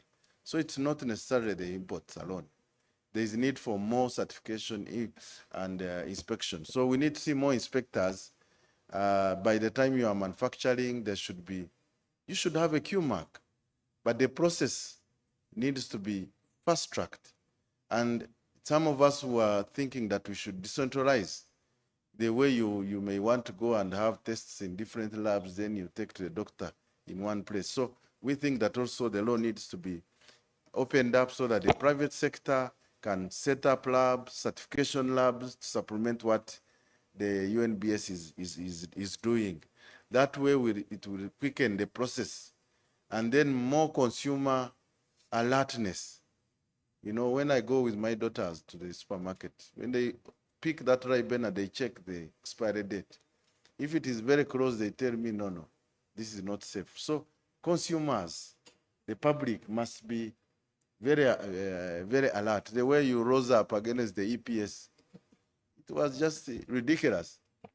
But the public was alert and the government had to respond.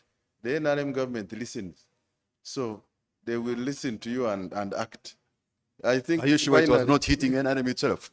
Finally. It looks like they were part of the people protesting. Yeah, of course. Does not mean that we are part of the public. On tourism development, a gentleman from Bwindi, I agree with him. Tourism, they are very key enablers that support tourism sector. Before you start marketing, the other day I was on a panelist with Julius, and I said, no matter how Somalia may put money in marketing, it is difficult for me to go to Somalia. Why? The key enabler there threatens me. So security, infrastructure, and when you go to infrastructure, you must look at the roads, internet connectivity, telecom, all these are very key. The good news is that there is a commitment to do the tourism roads in Bwindi area. Bwindi is it's the Rolls Royce of tourism in the whole world. Over 50% of the gorillas. So I think the government needs to really, the way we have prioritized oil roads, we need to do the infrastructure. And then as government, this business of siloism. What you're saying doesn't work. This is a huge challenge in our country. We always have that term in Uganda. And what happens is we always throw out logic in whatever we do. Now, what is trade? Trade is the exchange of goods and services. Exchange. In other words, you give and receive. The challenge that we have had over a long period of time is the trade in our country has been meant to mean importation. So we haven't helped our traders to say, go to China with the coffee and come back with the products. So our trade has really been a one-way trade, but it's because of our history. You can't blame a lot of the people. It's just the history has not helped us do that. So as we go forward, our job, therefore, is to sensitize the traders that actually trade is supposed to be two-way. We are seeing it already. And Honorable Katesh, even before you left customs, you used to see it. The containers come fully loaded and go away empty. And therefore, we always keep on forgetting the original law, which says... Actually, even Kampala Ginger Road can show you. Thank One you. side of the road is that comes heavy, sometimes sinks in, and the other side that goes with dead weight. Actually, we went and took photos of that so that we can make a point. We had to take a photo of Bweyogerere before it was well done to show that the road coming from Malaba is already despoiled and the road going to Malaba is still okay. So we used to do that, but that showed that we were importing much, much more than we're exporting. Now, coming back to the issue. So we must, first and foremost, learn to produce things. I have my colleague here from the Uganda Small Scale Industries Association. And Honorable Katesha has spoken a lot about hand-holding and supporting each other. We are in a country where you can have 1 million honey producers. And all of us are again running to who? To UNBS. To do what? Certify our honey. How many tins of honey are you producing? 5, 50, 100 per month. The certificate is how much? 2 million shillings. So many a times our challenge is we are forgetting to come together, unite around a cause. Someone talked about a circle. In the olden days, we used to call them producer cooperatives. I will end by saying, I was asked about the question of our negotiation with our partners and neighbors. The challenge is, again, it is out of the history and out of how we have been. Ugandans have never been known for marketing. Why? Because of the culture. Our cultures have not told us to market ourselves. It is only when we really go to school that we learn to market ourselves. So one of the things that we must do and do properly is the art of negotiation and the art of marketing. That is why our counterparts in Kenya beat us at it. The counterparts in Tanzania beat us at it. We can see, I'll end with this, moderator, so that we understand. We have, Honorable Katecha has spoken about that, the best tourism sites in EAC. But someone will rather fly, visit the Masai Mara, and a little bit of what Nairobi is, go and hang on the beaches in Mombasa, and go back to Europe. The Rwandese, who have just 10% of the gorillas, have done a better marketing about you can think actually that the gorillas in Rwanda sleep in Rwanda, wake up in the morning, come to Uganda, and tomorrow when the tourists are needed, they somehow cross back to Rwanda. What am I trying to say? The Germans have a saying, wer nicht werbt, stirbt. In English, if you don't woo, you die. What does it mean in local terms? You must go and woo your wife in order for you to have kids. Not so. If you can't woo a wife, you can't have kids, so you die. Not so. One of the biggest things we must learn to do in our country is talk good about ourselves. I'll end by that. We need to tell our stories. And there are very many. So Diana, we're running out of time, so I hope you can navigate that with time in your mind.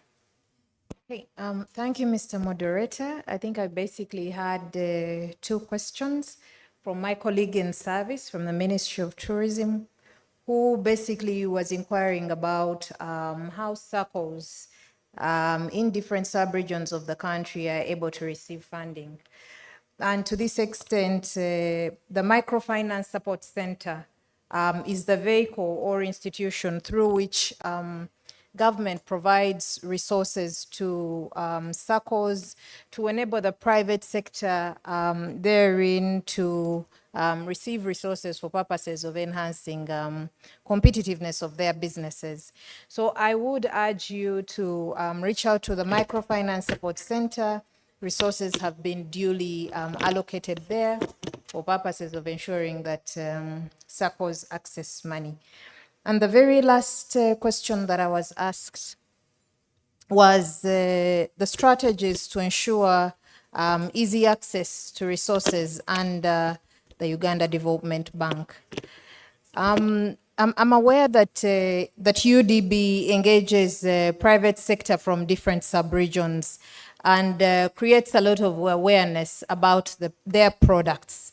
I think that there is more awareness and continuous sensitization that is required, but I believe that that is one of the areas, the strategies that they ensure that there is very easy access to their resources. They also have a business development services program where they prepare different businesses to access and utilize their resources. And that makes it easy further for businesses to access resources. We take note of the challenge that has been raised in this meeting around access, and we'll engage further. Thank you. Thank you very much. And Humphrey, let's go for gold. Okay, so I want to thank Honorable Ekanya for his contribution. Yes, we need to look at the laws, but then we also need to, you know, the legal framework as it stands has some very good things. If we have the investment that is happening in UNBS on standardization, it will be able to help in the mining sector as well. On the issue of waste, that is true. There needs to be better collaboration. Waste in the mining sector can be a bit of a challenge, but can be an opportunity. So I'll tell you, I'll just give a very short illustration. One of our members who's been involved in subsurface mining and, you know, getting rock from as far as 2 kilometers, 3 kilometers, going to 10 kilometers underground. When he gets the rock out and he takes out the mineral that he wants, he has all this waste left aside, and it was piling up. But at some point, decided to sell this rock to the community for road construction and things of that nature. Immediately he did that, URA pounced and said, no, you have a mining license. You don't have a quarrying license. Now that is what we call tunnel thinking. You're thinking just in one plane. Because if I'm going to mine, if I'm going 10 kilometers underground and I'm going to get all this rock out of there, of course I am quarrying. You want me to do what with it? So he ended up saying, okay, fine, I will donate it to the community to construct roads and the rest. And they said, no, you need to account for each and every one of the tons that you got from under there. It's still an ongoing process. So I agree with what Honorable Kateshumba said. There needs to be better collaboration, better coordination of government agencies in some of these aspects. But yes, waste is an issue that we are very aware of. On the transparency issue, especially in gold, I want to first of all agree with what Mr. Alan mentioned, that we need to be very careful how we speak about our country, the things, the statements we make, because some people have made statements that are unfounded and have landed us in some lists we don't want to be in when they are not true. So if you're not clear about the information, do the research and let that be clear. Because Uganda is a signatory to the International Extractives Industry Transparency Initiative. CSBAG is on that platform. Most of the CSOs here are on there.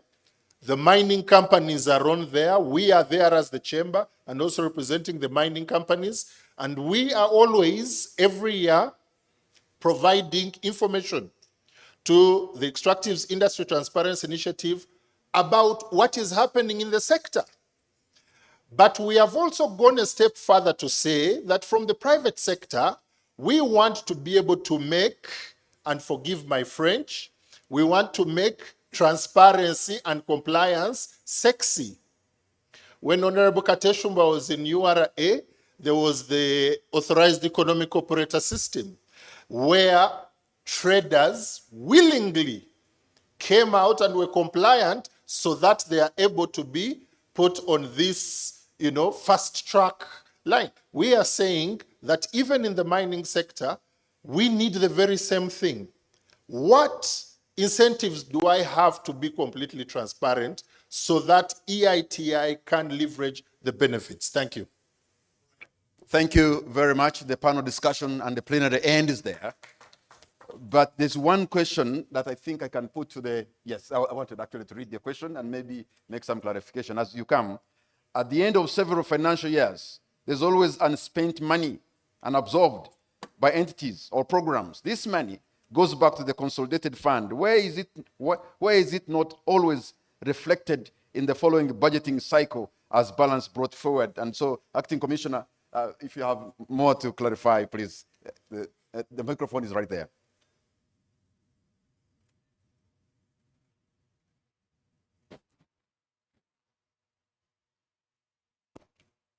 Thank you, moderator.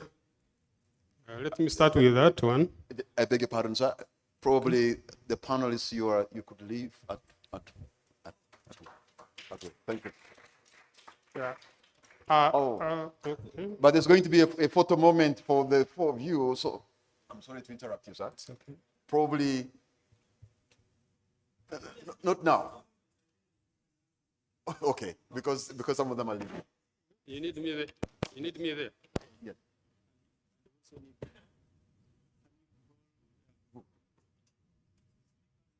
Okay, the following people maybe can also join. I need somebody from Oxfam to join the group photo. I have all the panelists are here. All those who were the speakers earlier. Could you, representative of the governor, of the deputy governor, please also join. KCB executive director. The representative of the keynote speaker is here. Yes. And then after that, Acting Commissioner will come and make your clarification, sir.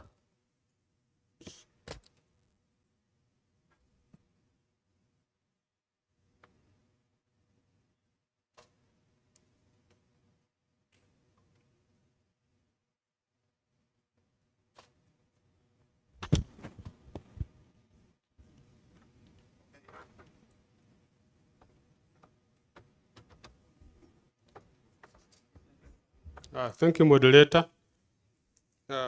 Unspent balances, which cannot be availed for spending.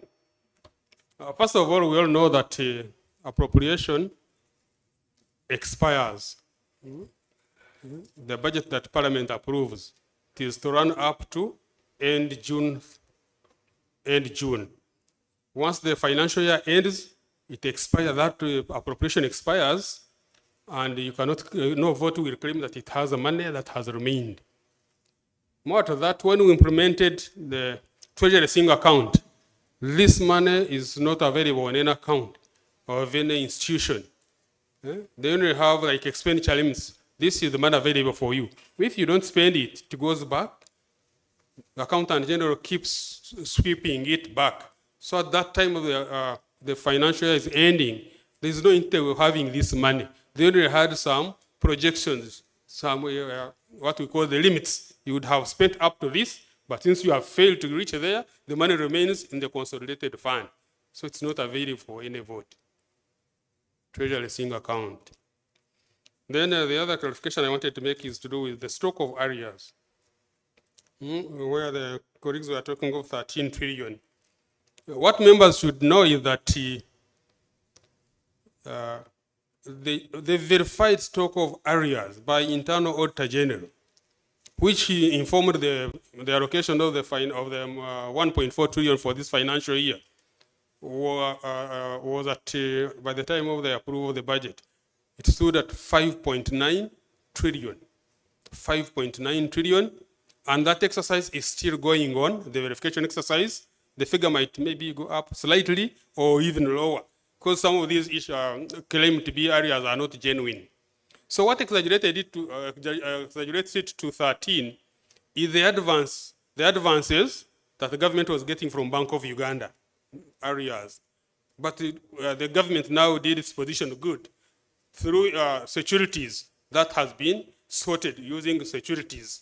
So Bank of Uganda is not owed those areas now. It was, the arrangement was reached through securities, and that's not part of the areas now. So what we know is 5.9, which might increase slightly or low, and the government has made a commitment that whatever is verified and is genuine will be cleared within 3 years, starting with 1.4 provided in financial year 25-26. I thank you.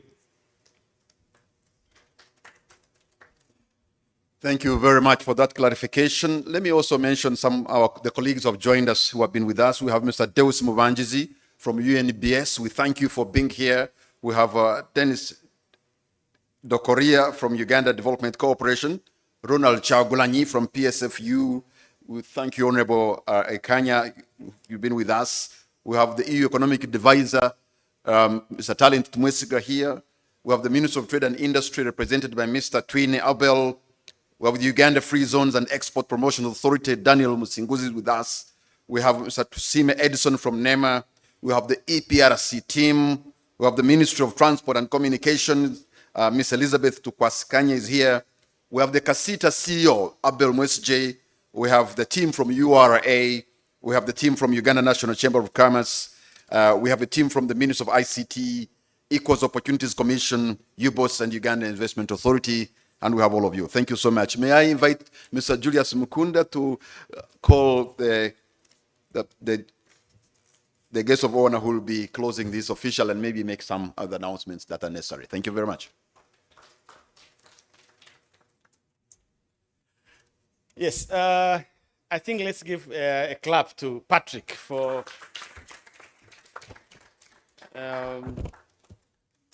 thank you so much for coming, especially those from the MDAs for having started with us, our colleagues from civil society, but also the private sector. This is the journey at CSBAG we are starting, and we hope that we can be able to be a voice for our business community in this country. And I remember what the PCS said, whether you are small or big, you will be taken care of. I think 5 things. One is we need to deal with the issue of capital. Affordable capital is important. I think that is very clear. So it is something that we will be able pushing for. The second one, which I'm looking at, is the issue of markets. And I think the PSST Ministry of Foreign Affairs was very clear about that, to ensure that at least the issue of economic diplomacy, we should give it a very serious priority. I think the mines, the artisanal mines, I think I would look at it in terms of how can we formalize our economy. I think the artisan issue came out very clearly. And lastly, I think the issue ensure that we implement our work on time, but also on budget has come out very clearly because even if it's about paying our domestic areas, if it's about having project to finish them on time, also came out very clear. And so many other issues that came out, which I will not be able to do, but we will be able to have a highlight, share with all of you, have shared with your contacts, so that we can be able to see how really we can make our business community thrive, but also benefit from the 10-fold growth strategy. May I, at this juncture, invite the representative of the Deputy Governor to come and officially close our high-level breakfast, high-level budget dialogue. Thank you so much, colleagues. As he comes, please join me to thank KCB and also Oxfam for graciously donating have this workshop take place. Thank you so much, KCB. Thank you so much, Oxfam, for coming in handy to support us in this endeavor. You're welcome. Thank you very much, Mr. Makunda. Ladies and gentlemen, I think this has been a very interactive dialogue, and a number of pertinent things actually came up. And I thought in this summary, I can provide some insights. I'm very happy to see that everyone was talking about markets, talking about trade. And since Bank of Uganda is in the middle of this, I don't know how you're going to trade without money. And I don't know how you're going to make payments without an efficient system. And it's very interesting, and I'm very honored to be able to close. But I'll end with 3 main points. What does Bank of Uganda do to help in this discussion? The bank conducted 6 town halls across the country. We went to Karamoja, we went to Fort Portal, we have been to Mbarara, we've been to Gulu. And what we have been saying consistently is there is need for financial literacy. When I heard members asking about the agriculture credit facility, if you just Google agriculture credit facility and you click on the first presentation that is there, it talks about how you can access it. It talks about why it's there. But I think what we need to do is to continue asking us as Ugandans to keep reading. It seems we would listen more than read. It is there. There is a full presentation by Bank of Uganda. For example, one of the presentations was for 2016. And it shows that we had 436 beneficiaries. And we had given out, together with the commercial banks, 336 billion. But I can tell you we are how many years later? 9 years. I can bet if I asked someone in this room to tell me how much we had used, you wouldn't. The Small Business Recovery Fund. All this goes back to the points the team has raised. Markets. People struggled, the government provided money, no one asked. Why? They are not, Ugandans, we don't have a culture of questioning, you know. It looks like you're so bad-mannered if you ask, you know, can you tell me about this? No. Bank of Uganda is committed to continue showing the public that we're out here to give you the financial literacy. Lastly, as we end today, let's ask ourselves, rather than ask your neighbor, what can we do as Ugandans? Ask yourself, what can you do as you? Mr. Julius and the team organized this. Will this discussion stop here? I would appeal to you, go back to your offices, go back to your homes and say, let me do my part. Let me start this discussion. If it is to ask government, you have representatives. Let's ask them.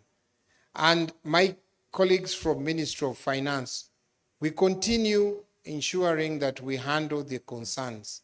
And like my colleague has said, this issue of arrears, I think, is being taken seriously. And I cannot add on more to what my colleague have said.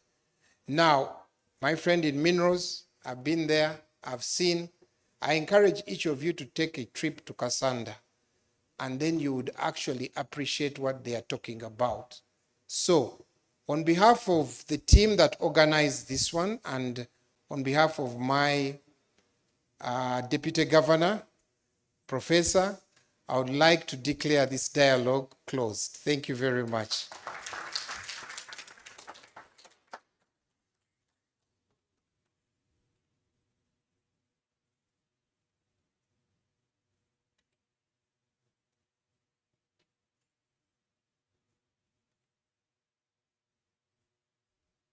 Thank you.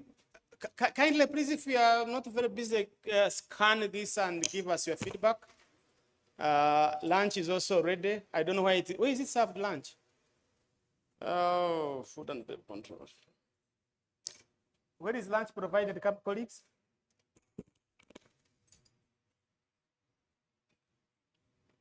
As long as you have this coupon, Sheraton Hotel will definitely give you food. Don't worry. So you'll be able to get lunch. Thank you so much. And oh, I'm told that the lunch is being served at Paradise. Okay, thank you.